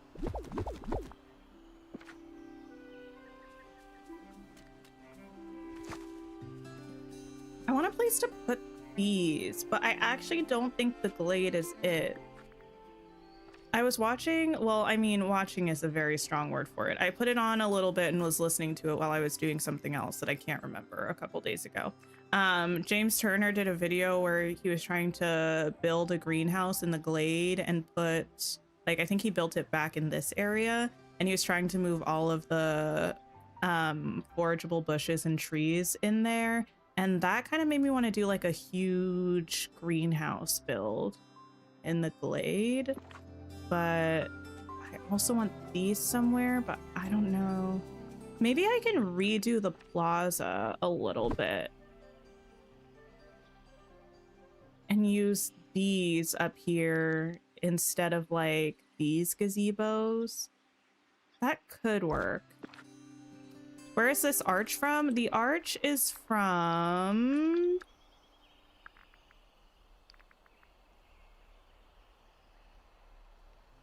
Was this from either... It was from this update, right? It was from like the one of Lumiere or Cogsworth's quests or something.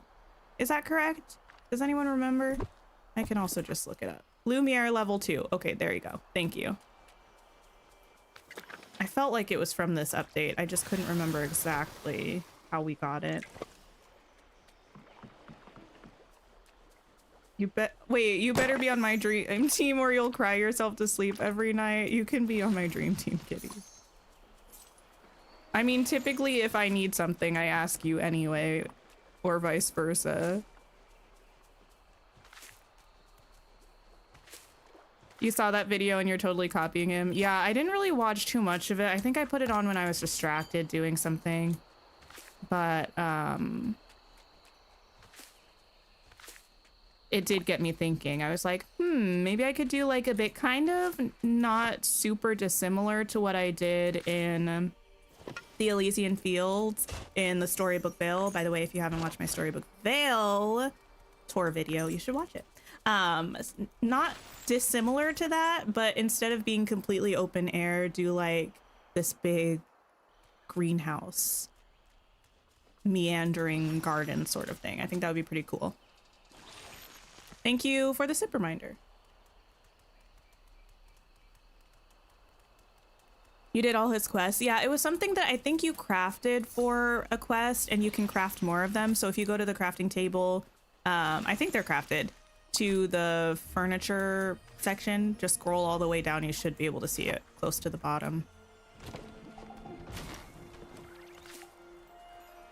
You hope it'll help take the process of, or make the process of giving each other stuff easier. Oh, for sure. Cause yeah, finding time to be online when the person that you want stuff from is also online, and like yeah, it's just kind of a lot. So I feel like Dream Teams is going to be better because you can request stuff, and then whenever the people that you're in the team with are on, they can send it to you, and you don't both have to coordinate making it happen like that.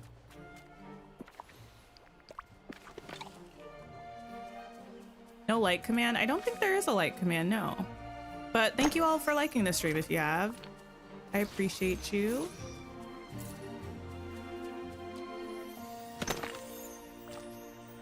Hey.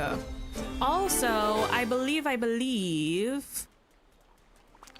next week is going to be our first ever dual stream on Twitch and YouTube, which is exciting and terrifying. Really, really scary, but exciting. Yeah, which won't necessarily affect you all, except for the fact that because I'll be doing something a little bit new, if there are any like weird stream glitches, you'll have to let me know. I'm not sure if I'm gonna do that on Sunday at the top of the week or for Wishblossom Ranch Day, but we'll see. Dual streamer era, I know, it's making moves, but scary moves. I don't like new things. I don't really like new things very much. They make me nervous, but I try to do them anyway. The video of the greenhouse, it's a creator called James Turner. He mostly makes Sims content. I think this video could have been on his second channel that might be called More James Turner.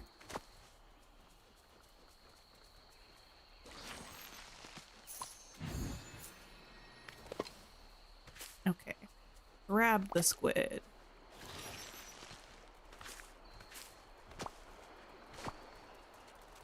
You were reading an email, what did you miss? Oh, you missed just that I'm going to be starting streaming on Twitch probably next week. So far, I haven't had any issues. I mean, there's only so much I can test it without actually going live on Twitch, which I don't want to do literally right now.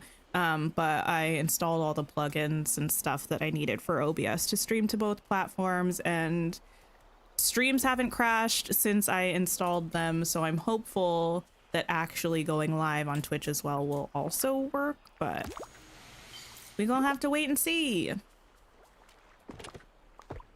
Oh, my guy's leveled up. I'm gonna put you two in here, and you, and we're gonna open these.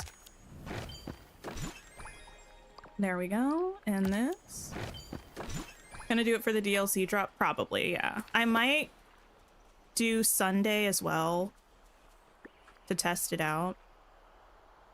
But I'm gonna just do a little bit more fiddling around with OBS this weekend when I'm on a break from streaming and kind of see where we're at. Okay.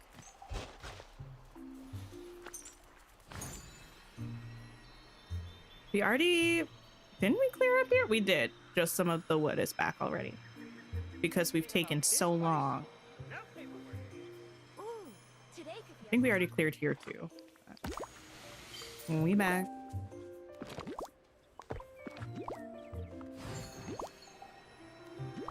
Okay. His greenhouse video is awesome. Yeah, I was actually watching one of his videos today, not one of his Dreamlight Valley videos.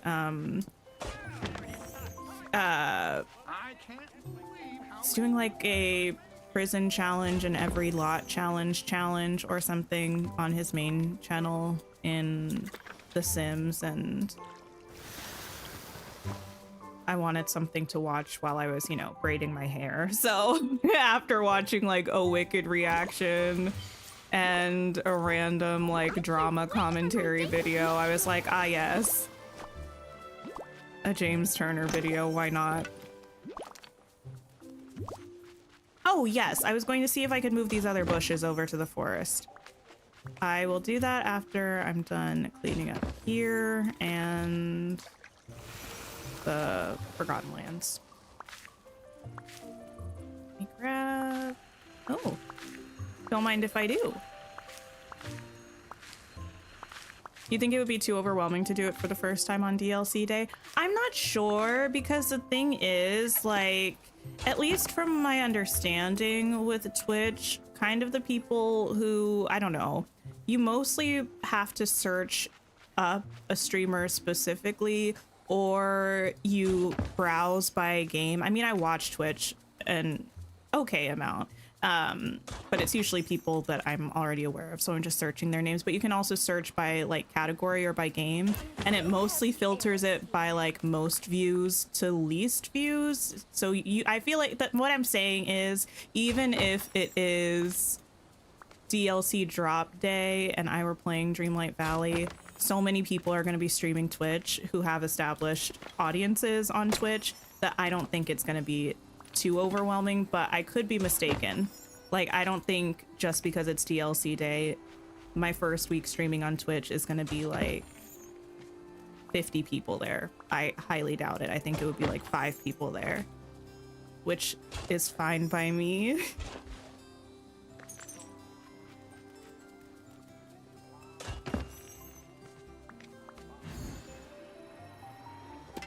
This is a really Break. amazing place. Kitty, you do not have to mod both, actually. You distinctly do not have to do that. Anthony is a Twitch preferrer, I think, and was very generous in offering to mod Twitch. Also, there's like auto mod on both, so we're good. Okay. Forgotten Lands, and then experiment with, oh, the bushes. I'm not sure how those will look over there, but again, ease of access. I would like, oh. Get rid of you then.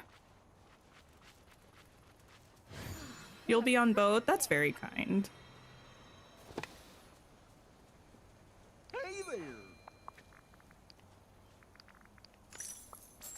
Oh, I also should switch my my boys.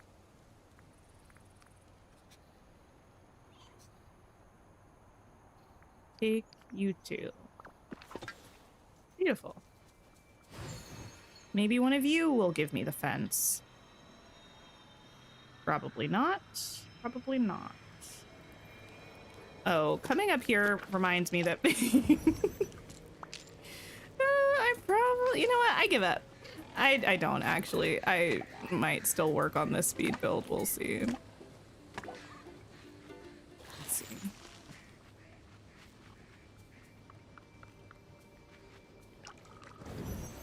Okay, clean up all of this. The fires. You usually have like 30 streams running in the background on release days. How does your computer not explode?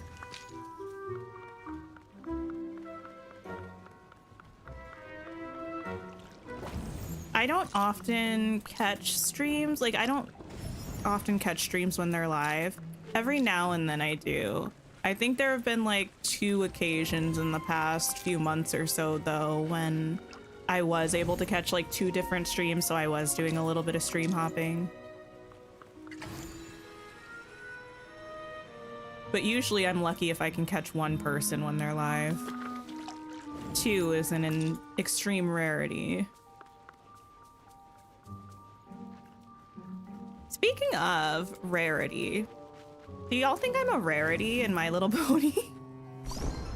Which pony would I be? I've heard arguments from people in my life for both Rarity and Twilight Sparkle, and I think I accept both of these. I don't know. I actually haven't really watched My Little Pony. I think I went through one period of time where I watched like half a season or something.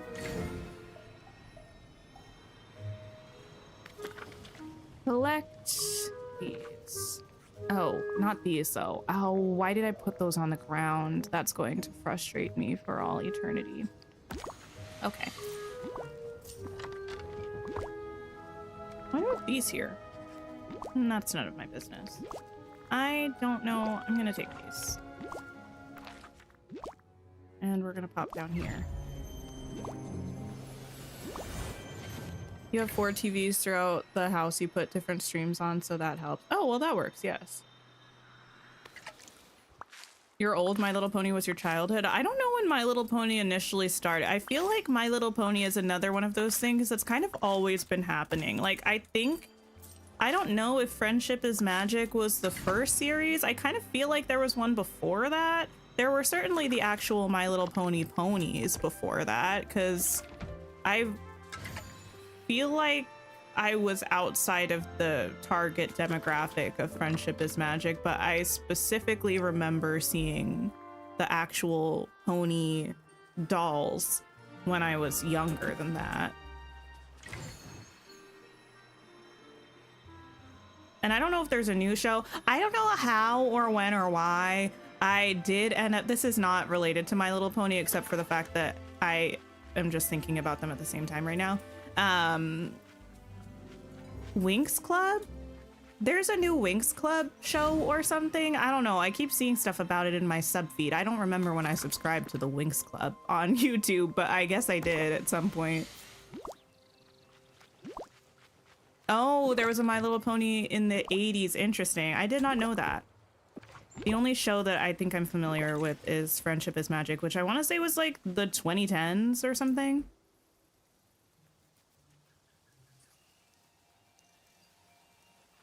Okay. Then I grab... I think there are too many of these for me to fit them here. Although I guess potentially I could put some here and some here. Because these are bigger than I thought and there's more of them. And these are just the raspberries. I would also have the gooseberries to contend with. What are the sparkles falling from? Wait, which? Oh, they're from these Dreamlight fruit trees. These are something that you get from Simba's level 8 and level 10 quests, I believe. I think you get 2 of them or like one of them from one of the quests and then you get more of them from the other one. But yeah, if you do Simba's quest line, he's got you covered.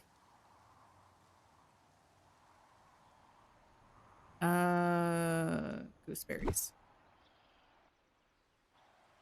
You're a big Winx stan, and when you say you have to pretend you do not see the new reboot. Oh, I haven't watched it. I know there was like, was there? Well, I don't know. Clearly, was there a live action Winx Club show or movie or something within the past few years? I thought I saw something about that on like Netflix or something. I never watched it.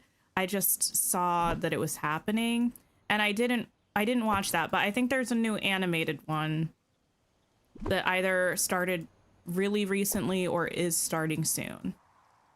I don't know. Fate of the Winx Saga. Oh. All I know about Winx is whatever show was from like the 90s or whenever. I don't know when the show was from, 80s, 90s. I just saw them when I was a baby. The theme song slapped so much. So iconic.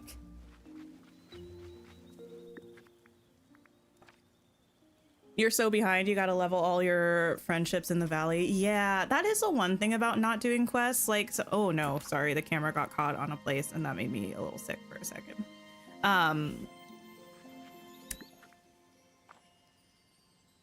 Was I saying? Oh, the one thing about still having quests to do is that there are sometimes some really cool things that you get from people's quest lines.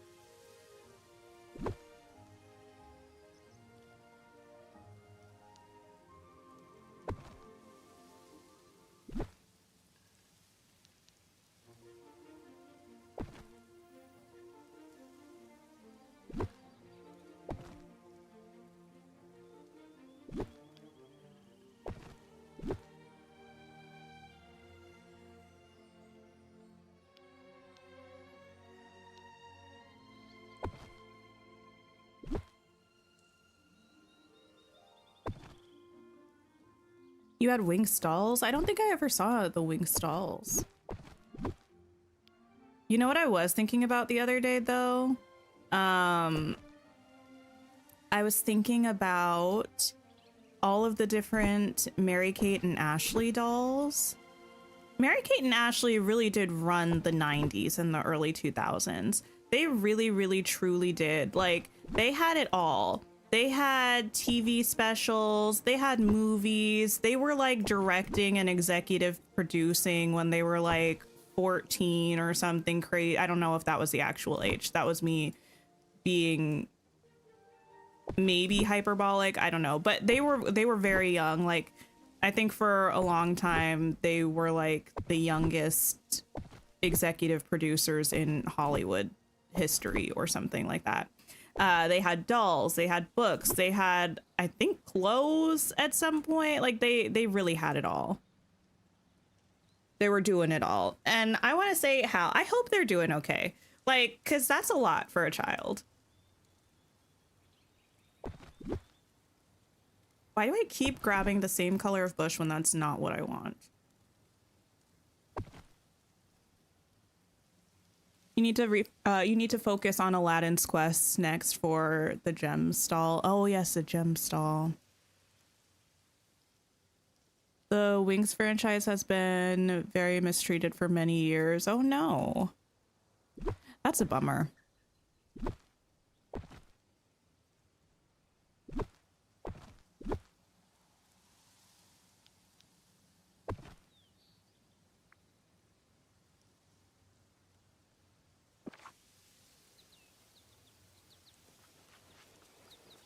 I wish people who remake stuff would stick close to the original source material like it did well. Why fix it?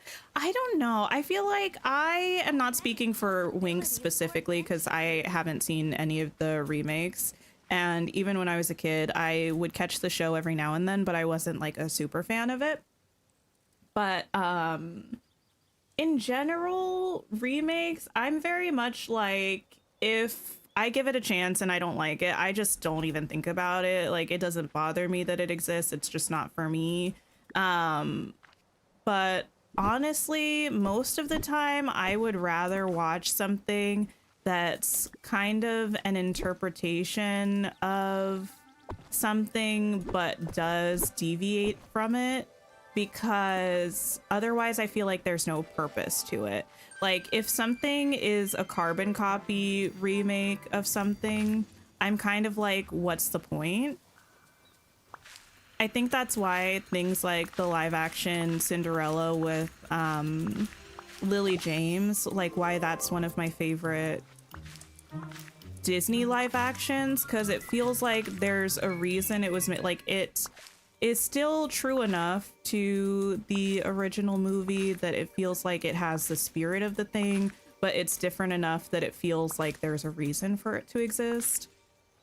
And that's why I think some of the other live actions I enjoy less, because I feel like even if they're truer to the original, there's nothing that makes it original, you know?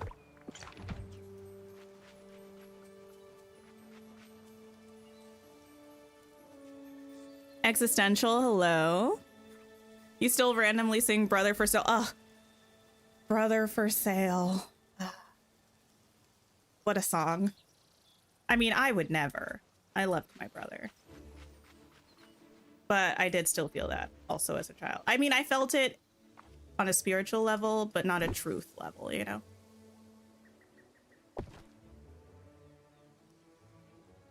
Not the generative AI.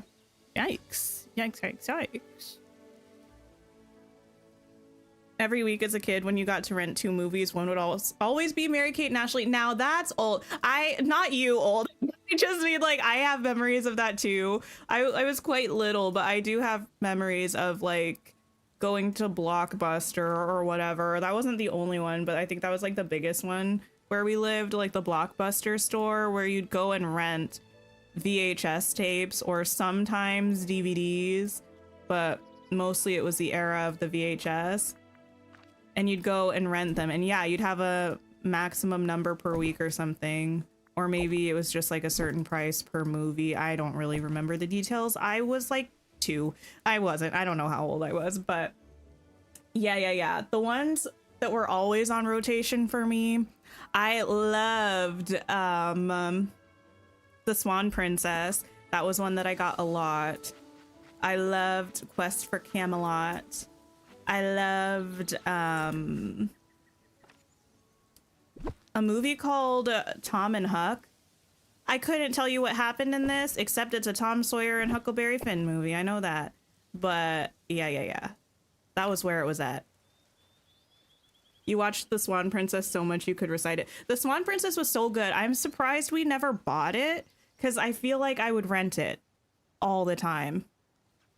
I would rent it so often because I loved it. I'm pretty sure we have like this item. I don't know what it's called. Stack of firewood. There we go. We need food. We need firewood. I should listen to Hadestown again. Quest for Camelot. Yeah, do you know that one, Kira? Listen, I haven't watched that in so long. Quest for Camelot. Someone finally knows the movie. Yes, listen, I also had dolls. Like, I specifically remember, I don't remember too much of the plot of the movie. Let me see if I can pull it up. Images. Listen, this is just a really, oh wow.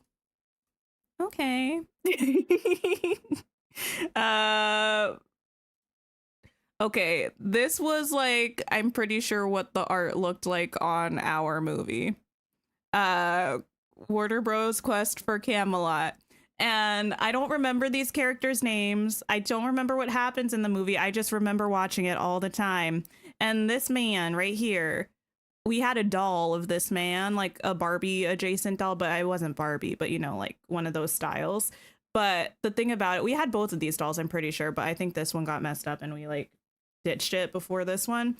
But instead of pants, his legs were just painted the color of the pants. It what a time to be alive. Did I ever see The Secret of Nymph? I don't think so. Let me look at Secret wait, of Nim. Secret of Nim. I don't think I watched this one. But you know what that reminds me of? That reminds me, just the art of American Tail. What a film. And there was the one that was American Tail Fievel Goes West as well. Wait, open image. We're going on quite the adventure right now. This is tiny, but here we go. An American Tail. And An American Tail Fievel Goes West. I think there's also another one. What a time, what a time. Finally, someone knows Quest for Camelot. Quest for Camelot, yeah. Great Mouse Detective. I feel like the Great Mouse Detective is a little bit more in the cultural zeitgeist, perhaps. I don't know. The little mouse girl was serving? Wait, really? Do I need to watch it?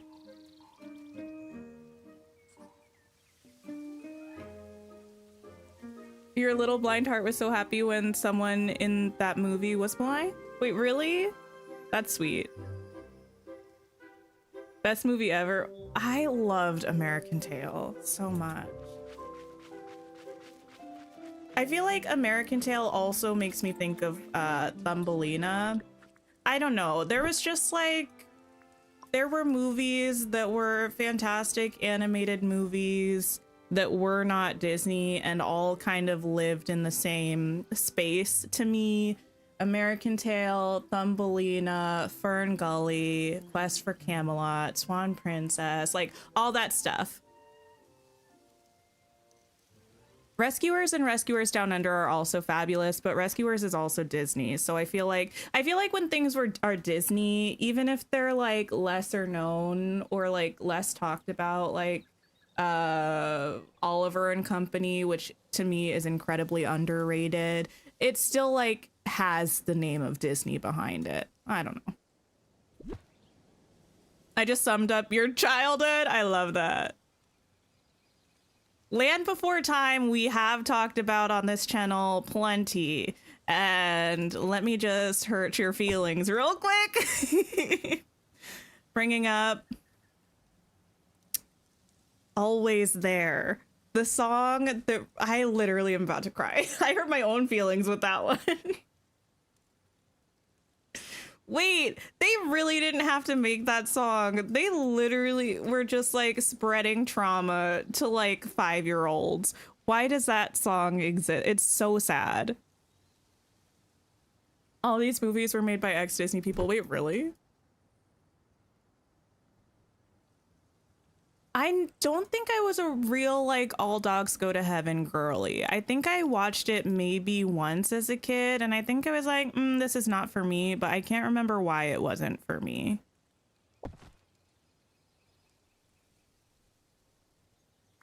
One thing that I did watch was, Homeward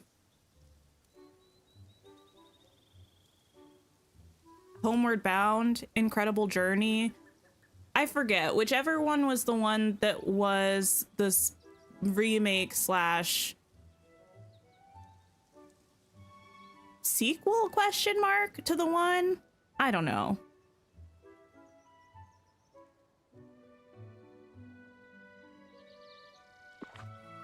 Yeah, that's true. The movie is sad, but also, yes, the actress, one of the actresses has a very, very sad real life as well. I wasn't a Milo and Otis truther either. I feel like don't know if I ever really watched Milo and Otis though. Maybe once, and it didn't snatch me. If you go back and research Western animation history, American animation specifically in the 80s and 90s, pretty much all of it is either Disney or Disney adjacent. Interesting. I might have to, yeah, I mean, I want to like go back and rewatch some of those movies anyway, but maybe look a little bit more into them as well.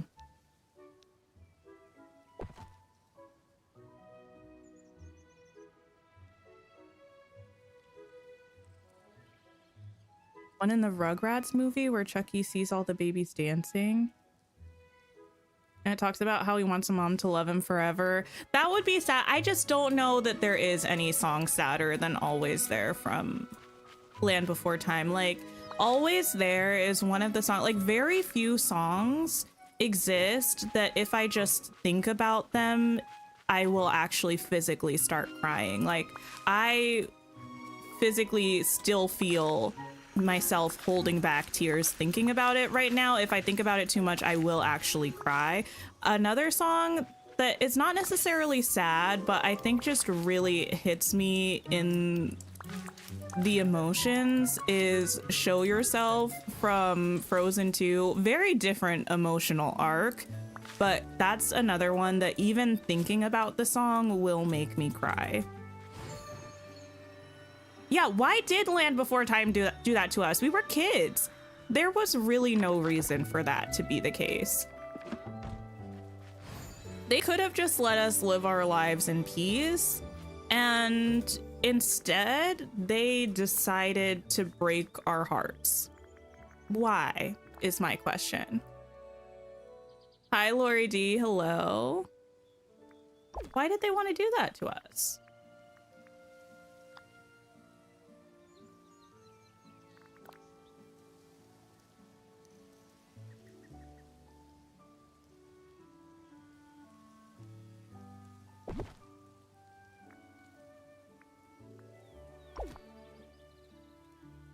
Your college roommate saw Milo and Otis for the first time your freshman year. She had an existential crisis about it showing real animal birth. What? Is that supposed to be a selling point for the, I don't know. I don't know what that movie is about.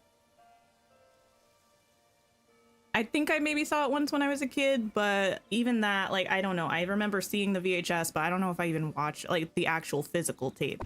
But I don't know if I watched it. One of your hottest takes, which is that Show Yourself is a better song and musical number than Let It Go. Listen.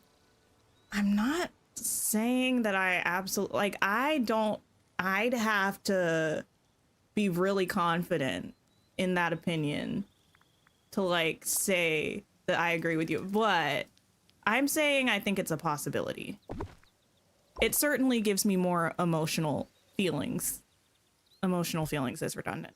It certainly gives me more feelings than let it go.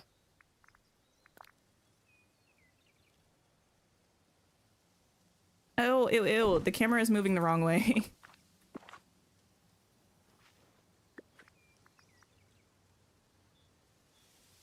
Your son still loves Land Before Time and you're constantly rewatching it with him and he doesn't understand the trauma yet. That's another thing. Like, I don't really know how some of those movies, at least when I was a kid, I don't think I feel like I understood what was happening to a certain extent, but I don't think I really got it. 'Cause like, how did I watch it without crying all the time? Like, I can't even think of it now as an adult without crying. How was I watching it back then? Totally fine.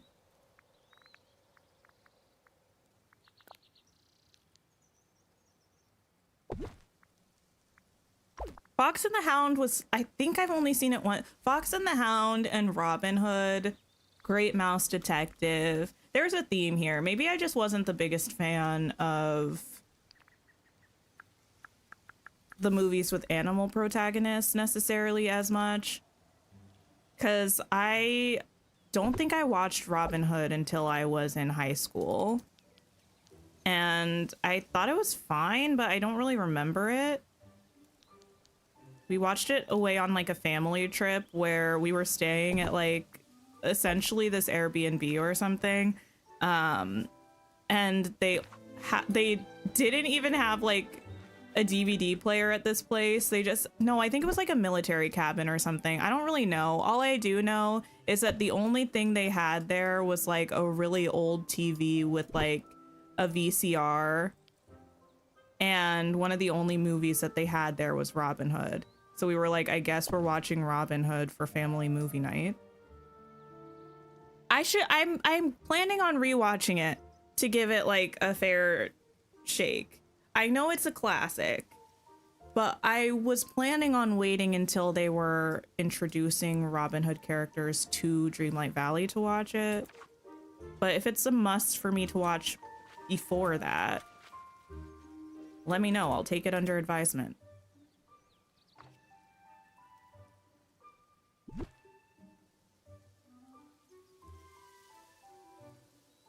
Your little humans make fun of you all the time for crying hard during Tinkerbell and the Neverbeast. I don't know if I watched Tinkerbell and the Neverbeast. I think I didn't watch the last two Tinkerbell. What are the last two? How many Tinkerbell movies are there? We were talking about this recently. I just started a rewatch of /watch of the Tinkerbell movies because I watched a couple or a few of them when I was quite like little. And I haven't revisited them really since. But I want to revisit them. And I just watched the first one a couple weeks ago with my sister. And the whole time I was like, wow, Tinkerbell really is the problem in this movie. Like, I think we're meant to kind of be rooting for her. Maybe. I don't know. Actually, watching this movie, I'm not sure if they want us to be like on her side or not. If so, how is my question? Because she is the problem.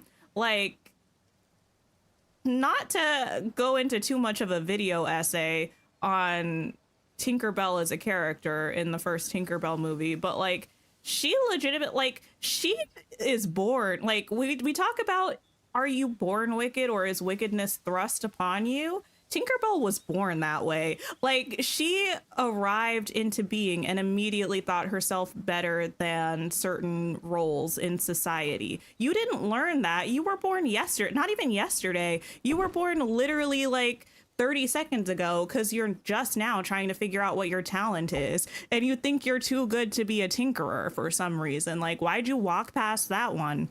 Anyway, and then not only does she think she's too good to be a tinkerer when she's trying to figure out what her gift is, then she immediately has like, she feels some type of way about the tinkerers when she's like even interacting with them. crazy. I don't know. Yeah, I just like also, girl, you have a job and she is not doing her job. She's just frolicking with her friends who are other talents because she thinks she's too good for her talent. And then the people in her talent are covering for her for some reason. I don't know. I don't like... She's not my favorite in that movie.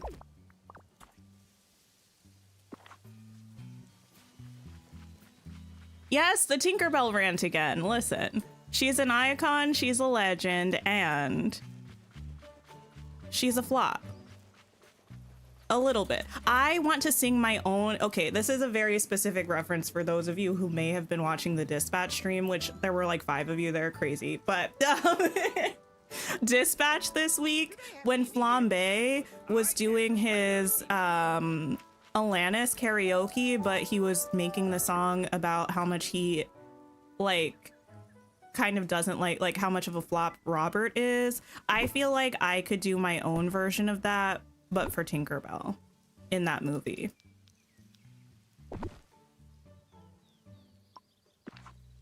What's in the shop today? The shop today only has 2 truly new things. This autumnal mushroom pond. It's very cute. It's very cute. Oh, I didn't compare it to the other one. I'll try to do that. And this Celebration Jasmine ensemble. I don't know why it put me in this hair, but it has this outfit here. That's all one piece. The earrings are attached for some reason, and this hair here. We also have some things from the Frost and Fairy Star Path. This bundle of furniture and these crystals. Didn't she just walk past those other options because they didn't resonate with her organically? No, she didn't. She walked up to the items. Like, I'm pretty sure I just watched this. I could be misremembering because I feel some type of way about her, but I'm pretty sure she walks up to the pedestals and reaches for everything, like in the row, and it makes it very clear that that's not her talent. But with the hammer, that's the tinkerer's tool, I think she looks at it and she doesn't even walk up to the pedestal. She just walks past it. I'm pretty sure that's what happens.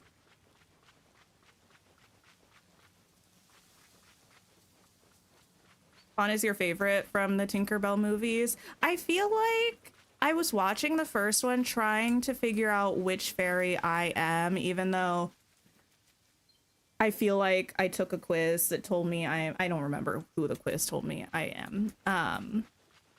But there wasn't a whole lot of personality that was shining through in the first movie, although I'm sure in subsequent films that will change a bit.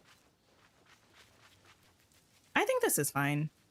Once the berries grow in, I think it's gonna look cuter. I took a quiz. Did it say I was Silver Mist? I don't remember.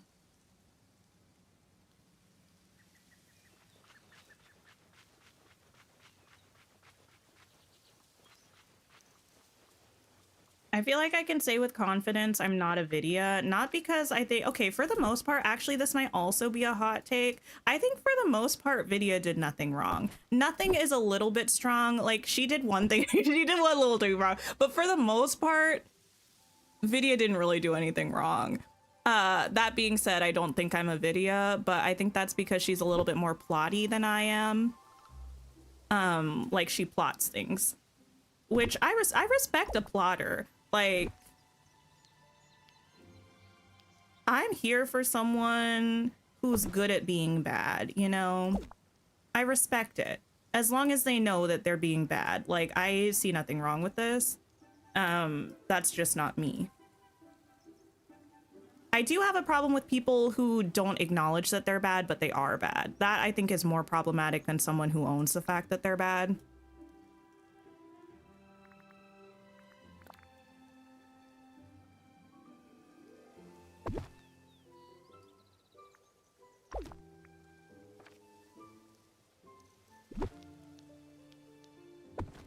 I'm not calling you out, Kitty. In fact, I feel like that was a very, like, that was me defending Vidya. The first movie is literally about how Tinkerbell is indeed a problem because a fairy not knowing their talent as soon as they're born is a rarity. Yeah, I mean, for what it's worth, Tinkerbell in the first movie, probably still not as annoying as Prilla in the book, so there's that. But I am probably the world's #1 Prilla hater. For admittedly, probably no reason. I don't know why I dislike her so much. It's a long-standing grudge I've held since childhood, and it's just kind of the way I am as a person.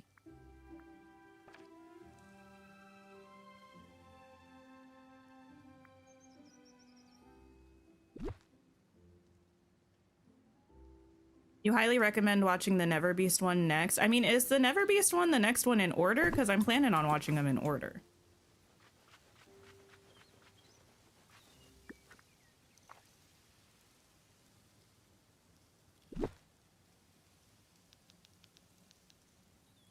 I want this here, betwixt the bushes. Or do I want this back here by this bush? Or, ¿por qué no los dos?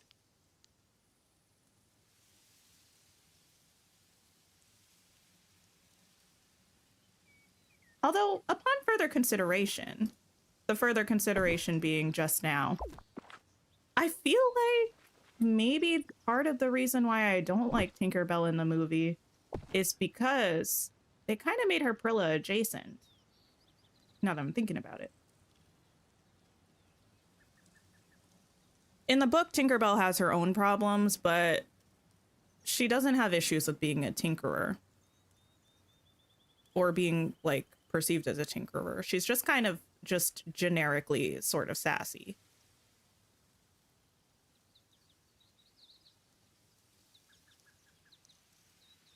All of them excluding the first one can be watched in any order.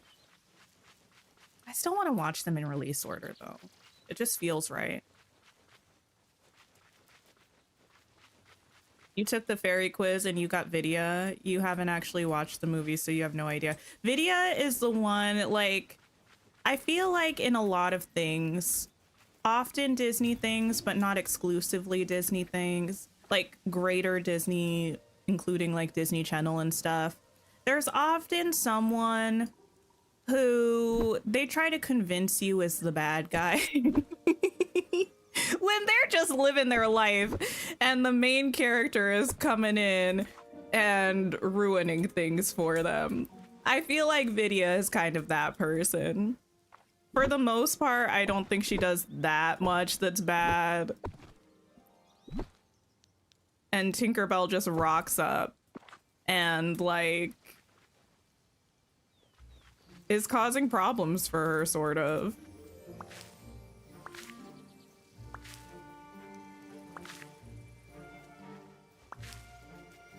The cool girl, it's basically the girl that's the anti-Taylor in You Belong With Me, so yes.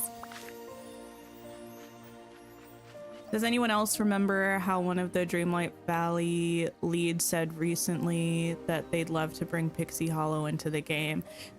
I do, but I'm not saying that I know that, like, how they feel as a person. I don't know how they feel about this as a person, but I felt like that was more just them kind of possibly acknowledging the fact that this is not that, and people would feel like this is not that, even though it's kind of sitting in that vein. It's like kind of, not to say it's not good enough, but if people are wanting Pixie Hollow, they might feel that this is like a sorry excuse for it. I feel like it was partially to acknowledge that, and I feel like it was partially possibly to acknowledge maybe how people have been saying they feel in like surveys and stuff. Not any specific survey, because honestly, frankly, I don't even remember the survey that we are not supposed to talk about. So that's not a specific reference to anything that I'm not supposed to talk about. But I feel like historically, on past surveys that somehow I remember better than this recent one. Disney Fairies, Pixie Hollow, all that stuff has been at least having people's desire for it assessed on the survey.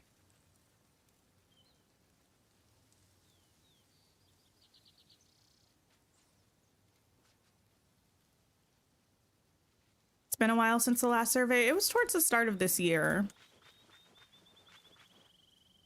I feel like there was maybe 1 year that we had 2 of them, but I feel like it's mostly been a yearly thing since then, right? Like this year and last year, I think we only had one sort of at the top of the year. Yeah, I think this is looking cute.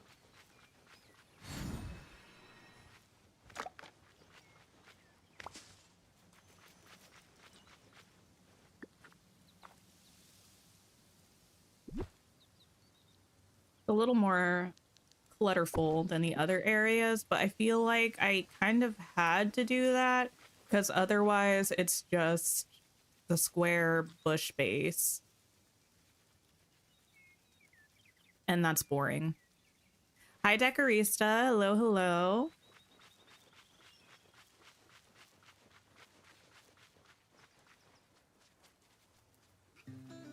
Can I squeeze back here? Oh, I can. Cool.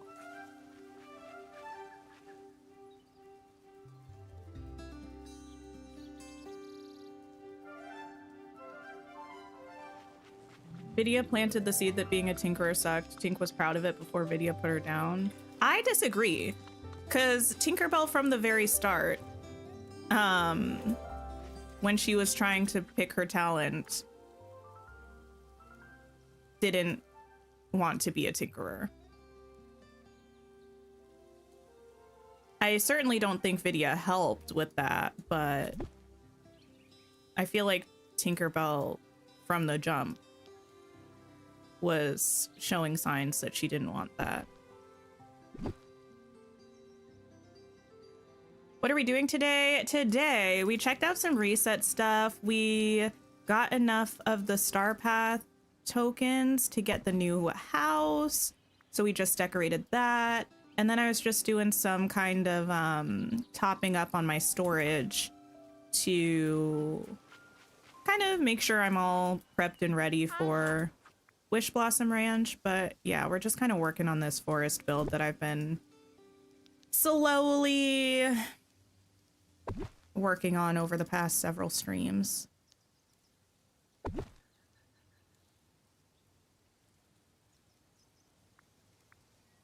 A better question would be where the Tinkerer classism comes from. The thing is, that's what I mean. She popped out of the proverbial womb with it. Like, I feel like for the most part, apart from Vidya, who thinks she's better than literally everyone from every talent, no one really feels like the Tinkerers are less than. None of the other fairies, from what I recall, said or did anything to say that the Tinkerers were inferior. Like, yeah, they weren't allowed to go to the mainland, but that wasn't because they were less than. It was just because their talent didn't have a reason to go. Like, Tinkerbell didn't learn that classism. She was born with it. Which is wild to me.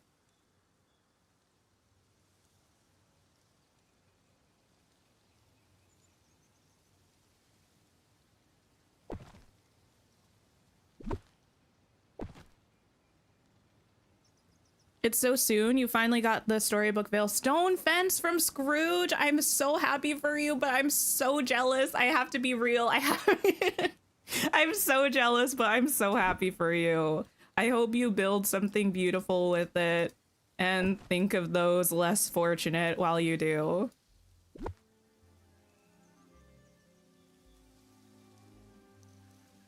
You thought the problem she had with being a tinkerer was because she couldn't originally go to the mainland. No, I promise you, she had problems with it from the time she poofed into being. She did then eventually get upset that she couldn't go to the mainland, but she had problems with being a tinkerer before she knew that.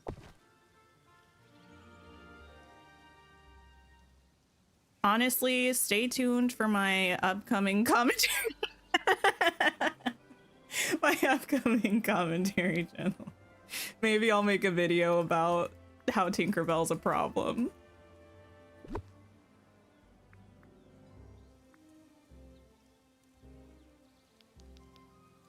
I don't know if I want to start putting trees over there yet, because I'm not sure how committed I am to what I'm doing over there.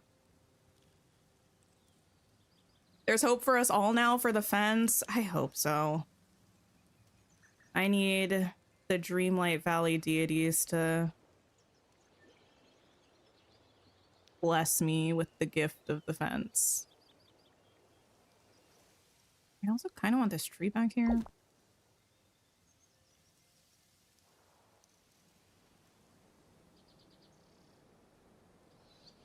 You're not sure video's even supposed to be bad. I'm specifically only talking about the first movie right now, because even though I've seen more than the first movie, I haven't seen all of them, but I've seen more than the first. But it's been so long since I saw any of them that I don't remember really anything about them. But I just watched the first movie like 2 or 3 weeks ago. So it's kind of on the brain.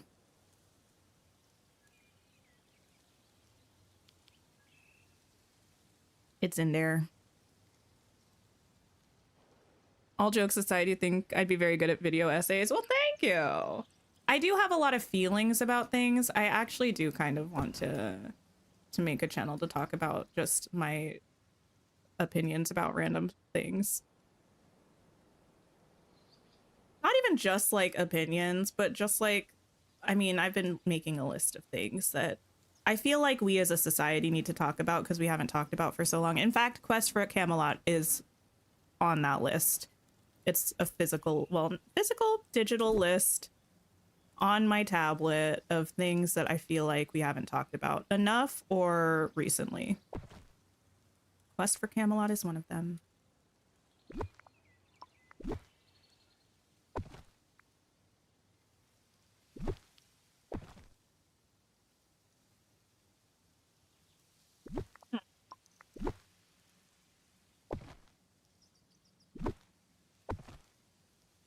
But I also had a very interesting... I mean, here's the thing. Glinda from Wicked is one of my favorite characters, and I love her so much, and I have so many, like, feelings about her as a character, like, critiques about her. I don't know. I love her. I think she's deeply, supremely flawed, and that's one of my favorite things about her. And every time I love the Wicked movie so much. Every time I watch the Wicked movie, I come away with even more thoughts and feelings about her. And recently, there's a character from another franchise, I suppose, that I feel like I have so many feelings, like, comparing and contrasting them. Because, like, recently I watched a video, I think I mentioned this maybe last week or something, where the person was kind of comparing Glinda with Charlotte from The Princess and the Frog, which I thought was an interesting comparison that I don't think I had heard before, but it didn't really feel like the best comparison to me. And then I thought of another person, and I really want to dive into this, but I'd have to reread some books to get a better, like, My neighbors are good. Yeah. a more recent understanding of this other character to make sure. You're still down for a podcast? Kitty, girl, you can pitch a... Listen, I would be down for a podcast. The only thing about a podcast is, like, you need things to, like, actually talk about. If you want to pitch, like, some actual podcast ideas to me, that's cool. I just, like, am so terrified about starting anything that I'm not able to follow up on that I would need, like, weeks of confirmed content before feeling comfy launching anything. Yes, pitch.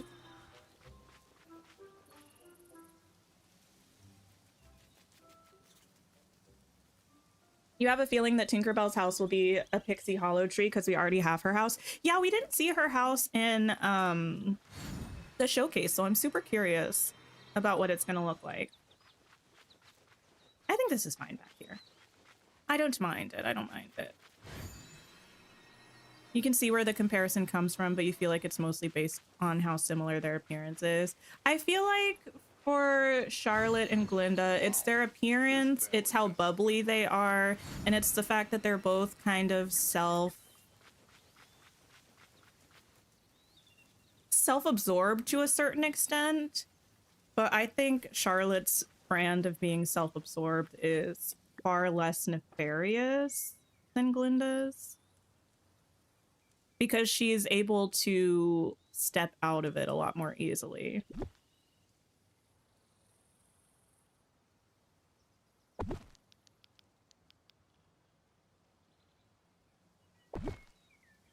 Here we go.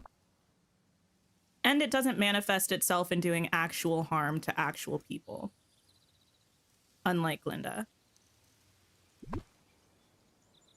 We could rant for hours if we tried. We probably could. I don't need an actual pitch. I just mean, like, we could talk, like, you and I could probably talk about stuff for a long time, but, like, saying we could talk about anything is different than, like, having actual ideas about, like, okay, if we were to make, like, 4 podcasts, what would be the, like, 4 things that we could talk about?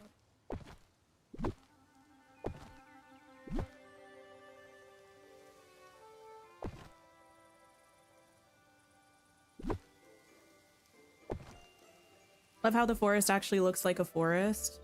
As a legacy blind person, you keep yours clear or you'd never find the raccoons. Ah, yes, yes, yes. Oh wait, I think that might say legally, not legacy. I like my forest looking like a forest. Being here is almost as good as. I definitely use a lot of the vacuums for picking things up.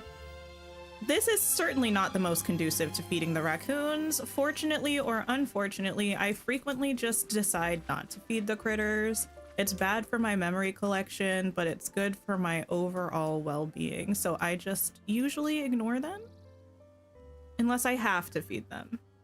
In which case I trudge through and just do my best, but it's not the best. It's not the easiest. Charlotte doesn't go out of her way to be mean. She's just spoiled. Yeah, the thing about Charlotte is she's spoiled and she's kind of like vapid a little bit, but like every time we see her, she's still like, even though she's pretty vapid, at least with Tiana, who's pretty much the person that we see her having her only real meaningful interactions with in the movie, she is very aware of, or like fairly, it's been a while since I watched the movie, fairly aware of what Tiana's going through and actively trying to help her. And in terms of like, anytime Tiana's being mistreated, she is certainly not contributing, and I don't think she's really around, so you can't say that she would just ignore it, because we don't have evidence of that. Whereas Miss Glinda, one thing Glinda's gonna do is ignore someone being mistreated if it benefits her. Until she doesn't, which is, you know, a big character moment.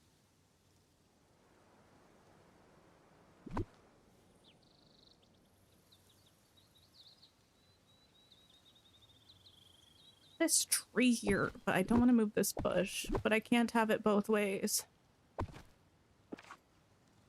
Thanks for hanging out, my little corner. I hope you have a wonderful rest of your day.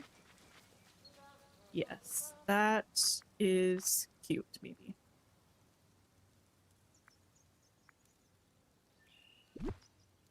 You know what else I saw? I didn't watch this video, so I don't know how much clickbait this title was.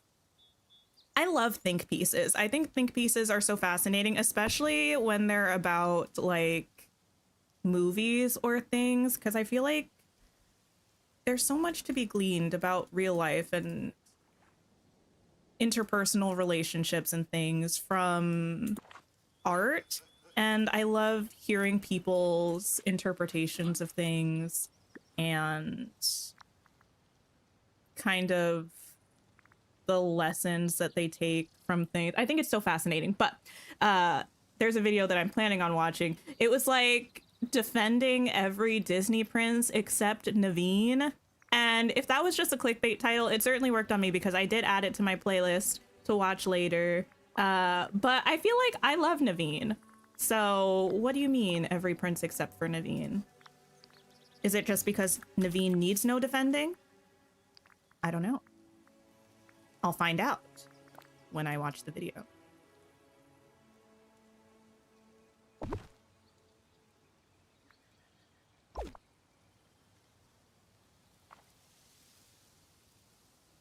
We need Naveen in the valley. Agreed.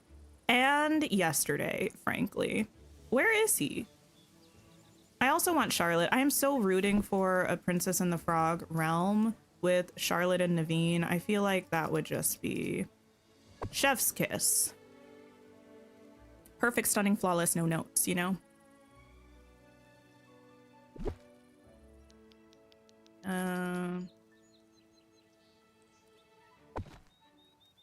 Linda was like, let me just watch my bestie get ostracized because I want to feel important. I mean, kinda. But I think the other thing that I love about Glinda is that I feel like for the most part, we're all Glindas. Like, Elphaba achieves a level of selflessness and action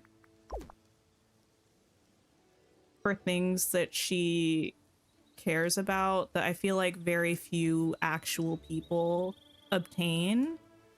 So I think it's awesome to have Glinda, who doesn't really have that deep internal drive to actually do good, eventually end up where she does. I feel like that gives me hope for everybody in the world. That maybe we all can be a little better, do a little more, be a little less selfish.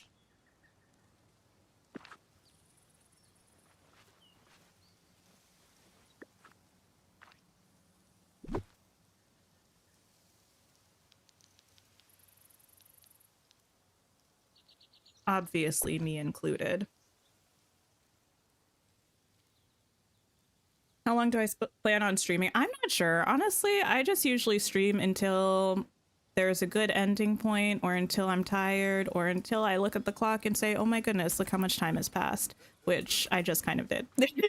It's almost 5. Where's the log? I thought I had one out, but maybe I didn't. Running a place like this has got to be a 24/7 job. You like Naveen, but you do think he's a lot more self-centered than any of the other princes. Oh, yes, yes, yes. But he has a really nice arc, unlike a lot of the princes. A lot of the princesses are either pretty flat personality-wise, or they don't really have a character arc. Naveen, I feel like, is one of the few princes, specifically like who aren't the protagonist of their story, who actually has like an arc.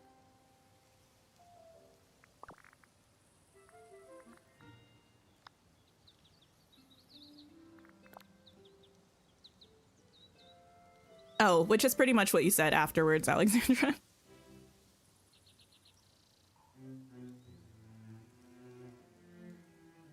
Kind of like Elphaba spoil. Kinda, yeah.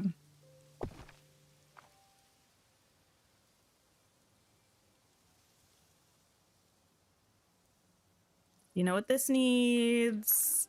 Books.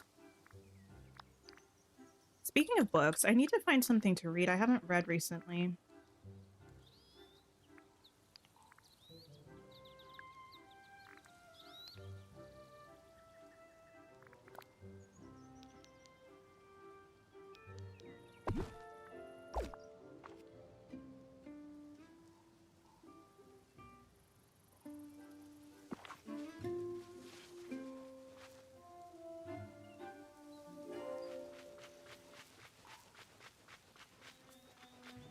You just pulled out the Christmas tree to begin the fluffing process. I love Christmas trees. I can't wait to put mine up, but I will. I will wait till the end of the month, but I love Christmas trees.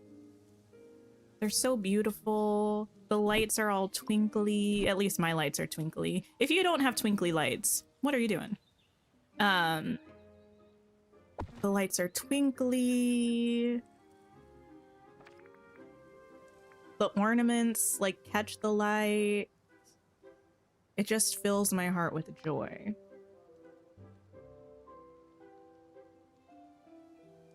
You know what is kind of wild though?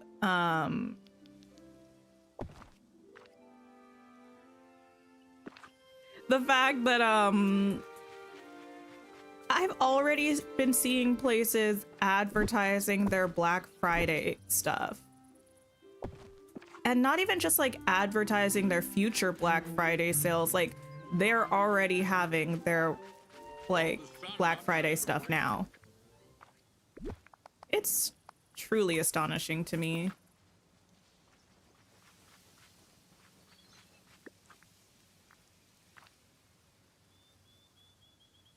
Reading Daughter of the Forest by Juliette Marillier? Sure. One of your favorite books by one of your favorite authors. I don't think I'm familiar with that author. I don't know if I just made their name fancier or if they do have a fancy name.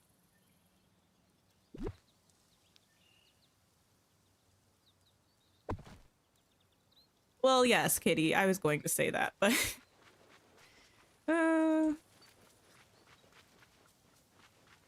All the sun, and I'm not even breaking. oh, I didn't even realize those two branches were kind of reaching towards each other, making a little passageway.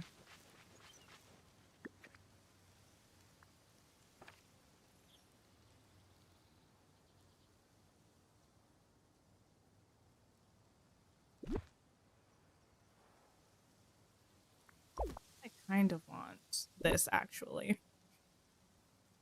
You're hosting Thanksgiving, so you want everything up and festive? Nice.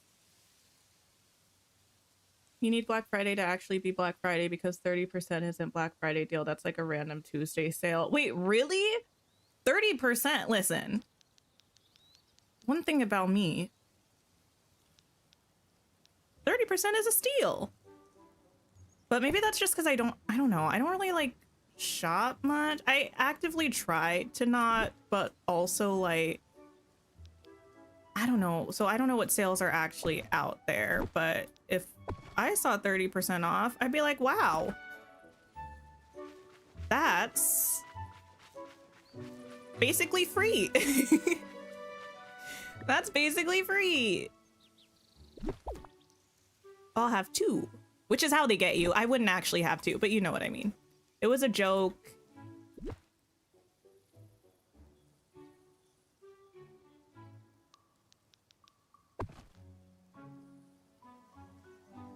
I'd love her. Most of her stuff is fae heavy, historical fantasy, and fairy tale retellings. Oh, interesting. Interesting. Let me snap a little screenshot to remember that.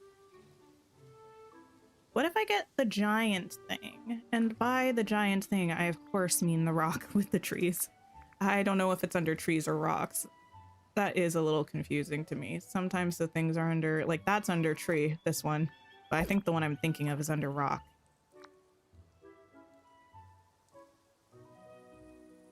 You'll always take a sale, but 30% isn't Black Friday. It used to be like 75%. Oh. One thing I've never done is actually go Black Friday shopping in person. People who do that, do you get scared? I feel like I would be scared. At least from the way I feel like it's often portrayed. People get a little wild. People get a little cuckoo.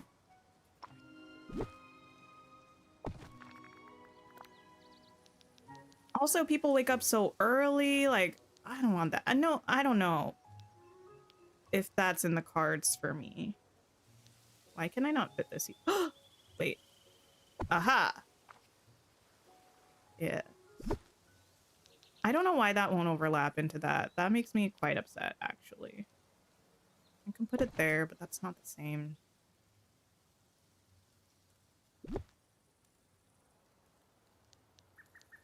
But also, some places are also having sales right now that aren't Black Friday sales, but they are pretty good sales. And then I'm like, I hope you bring this energy for Black Friday too, because like, for instance, I'm still eyeing up those Elphaba and Glinda fragrances.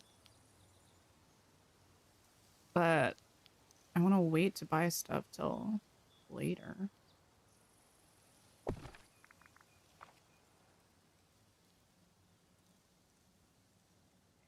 Give me trees. If you can.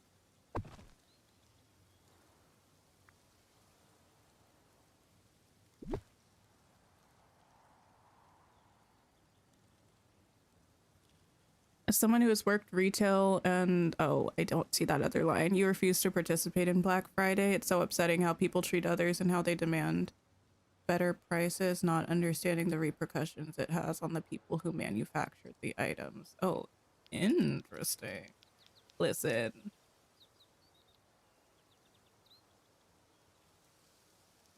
I would love to see a video essay on this. Everything definitely has a cost. And also, girl, I'm broke. If I can't get it on Black Friday, I'm not getting it. It's the thing. It's the thing.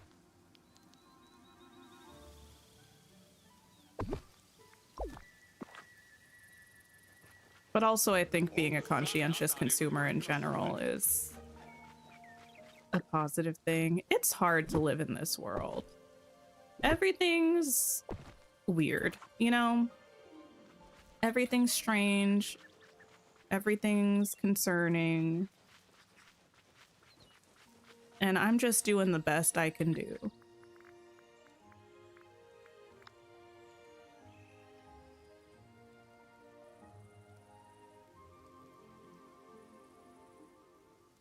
I'm just an ordinary girl, you know? I get lazy, I get bored. I get scared, I feel ignored. Actually, I should listen to some Hannah Montana. Actually, when are we getting new information about the new Hannah Montana stuff that's happening? You used to, when it was truly Black Friday, you go and grab a coffee and sit in the car until the line was inside the store and then wander in for your shopping since you never desperately needed a deal. That's fair. You started doing Black Friday in Europe too, even though you have nothing to do with it. Capitalism doing the thing, I guess. They're like, oh, a day for shopping. We can work with that. Do I like that I can see the treehouse back here through that? I think I do.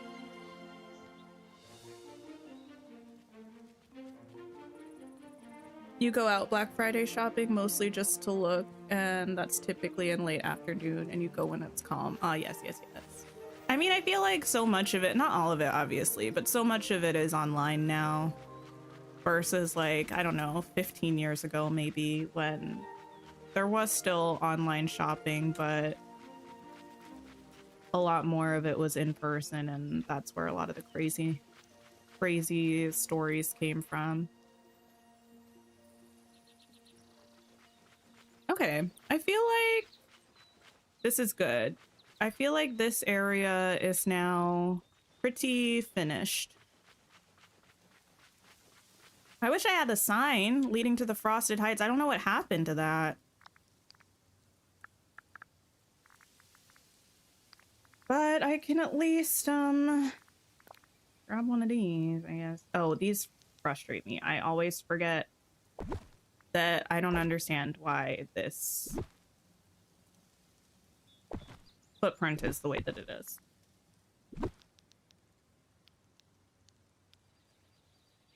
There we go. Is what hidden, Adam?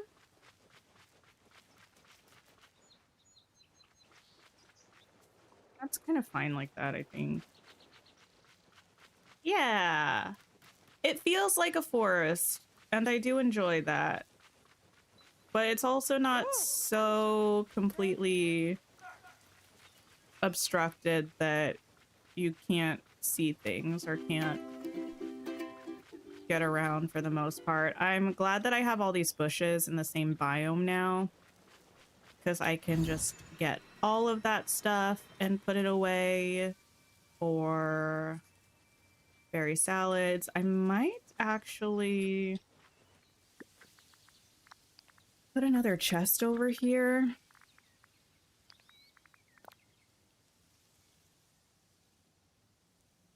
For this stuff.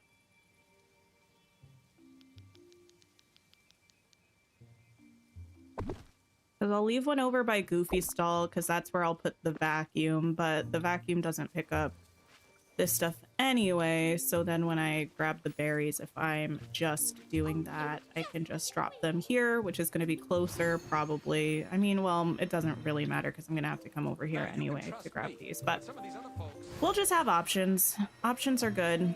And then I still have to do this spot here, the entry, and finish this area over here by the cottages. Although I don't think we're going to do too much additional work around here because I don't want it to be completely cluttered. I want it to be just like a cute cottagey area. Is the sign hidden? I don't know. Because not Frostin'. I don't think I hid it. Like, you mean actually, wait. We have favorites. Isn't there a tab of like things that you can hidden? No, it's not hidden. I don't know why I would have done that or how I would have done that. I don't know what happened. It might be in one of the other biomes, but I don't think it is. I think it might have just glitched out of existence or something. Because I have this one for the plaza, but I don't have any for the Frosted Heights, which I should. I think those are the only ones I'm missing too. Wait, no, I have this one for the Frosted Heights. I lied. Maybe we only have one of these. Do I not have one for Dazzle Beach here? We don't have them for every, I don't know. I don't care. I do a little bit. I wish we had one for every entrance and exit. I don't know if we have in the past or not, but actually, I think I'm gonna want to put this one here though, because this is a little fancier, and this sign is a little fancier. Anyway. I wish we could craft them, right? Because we have the blank ones. It would be nice if these two were interactable. Okay, so we have these custom signposts that work the same as this new one that we just got that is right here. The custom ones are craftable. These ones were from a code, but you can buy more of them from Scrooge. But we also have this right signpost. And I wish this one worked like these, where with these you can go and interact and you can pick the symbol that you want to be on there. I wish this had an interaction where it would have the symbols for the different biomes, because that way you could use them on any of the maps, because they could just program all of the symbols in there and you could put them around, you know? Yeah, we got a new sign, Kitty. It's this one here. I don't remember what the code is for this. Does anyone remember in chat?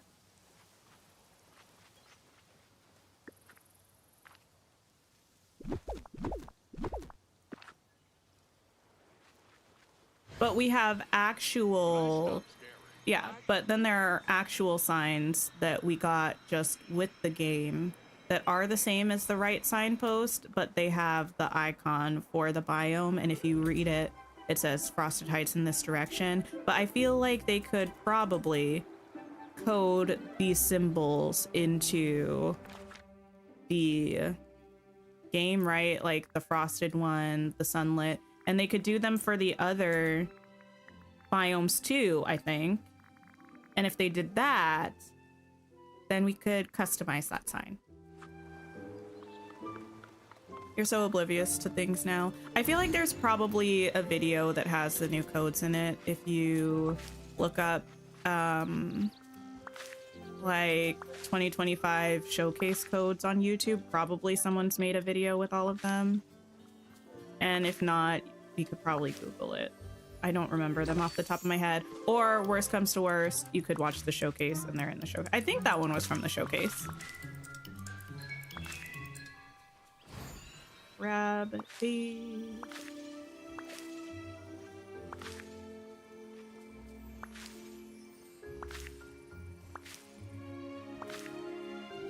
Oh, welcome to the level up, buddy.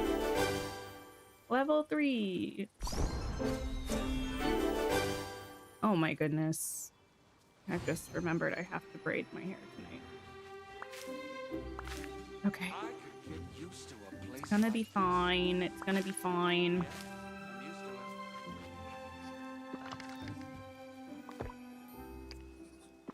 Okay. I think we're gonna go ahead and wrap up though. I'll stand in my jellyfish outfit right in front of the castle. I actually like these suits of armor. I think they're pretty cool.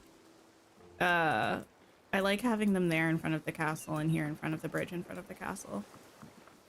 But yeah, we're gonna wrap up. It's been a little bit of a long one. Thanks for hanging out. Oh, Momo, thank you for sharing those codes. I appreciate that. Kitty, they are right there. I'm going to see if anybody else is streaming so we can go and hang out with them. If they are, please don't forget to like the stream if you haven't already. We're almost at 100 likes, which is amazing. If we could end with 100 likes, I would be ever so grateful. And then I will be back on Sunday with some more Dreamlight Valley. Probably will be doing the Dream Snap, but maybe not. We'll see. We'll see. We are going to go see Steph Lunara, who we haven't been able to see in a while. So please stop by. She's adding finishing touches to her completed valley and show some love.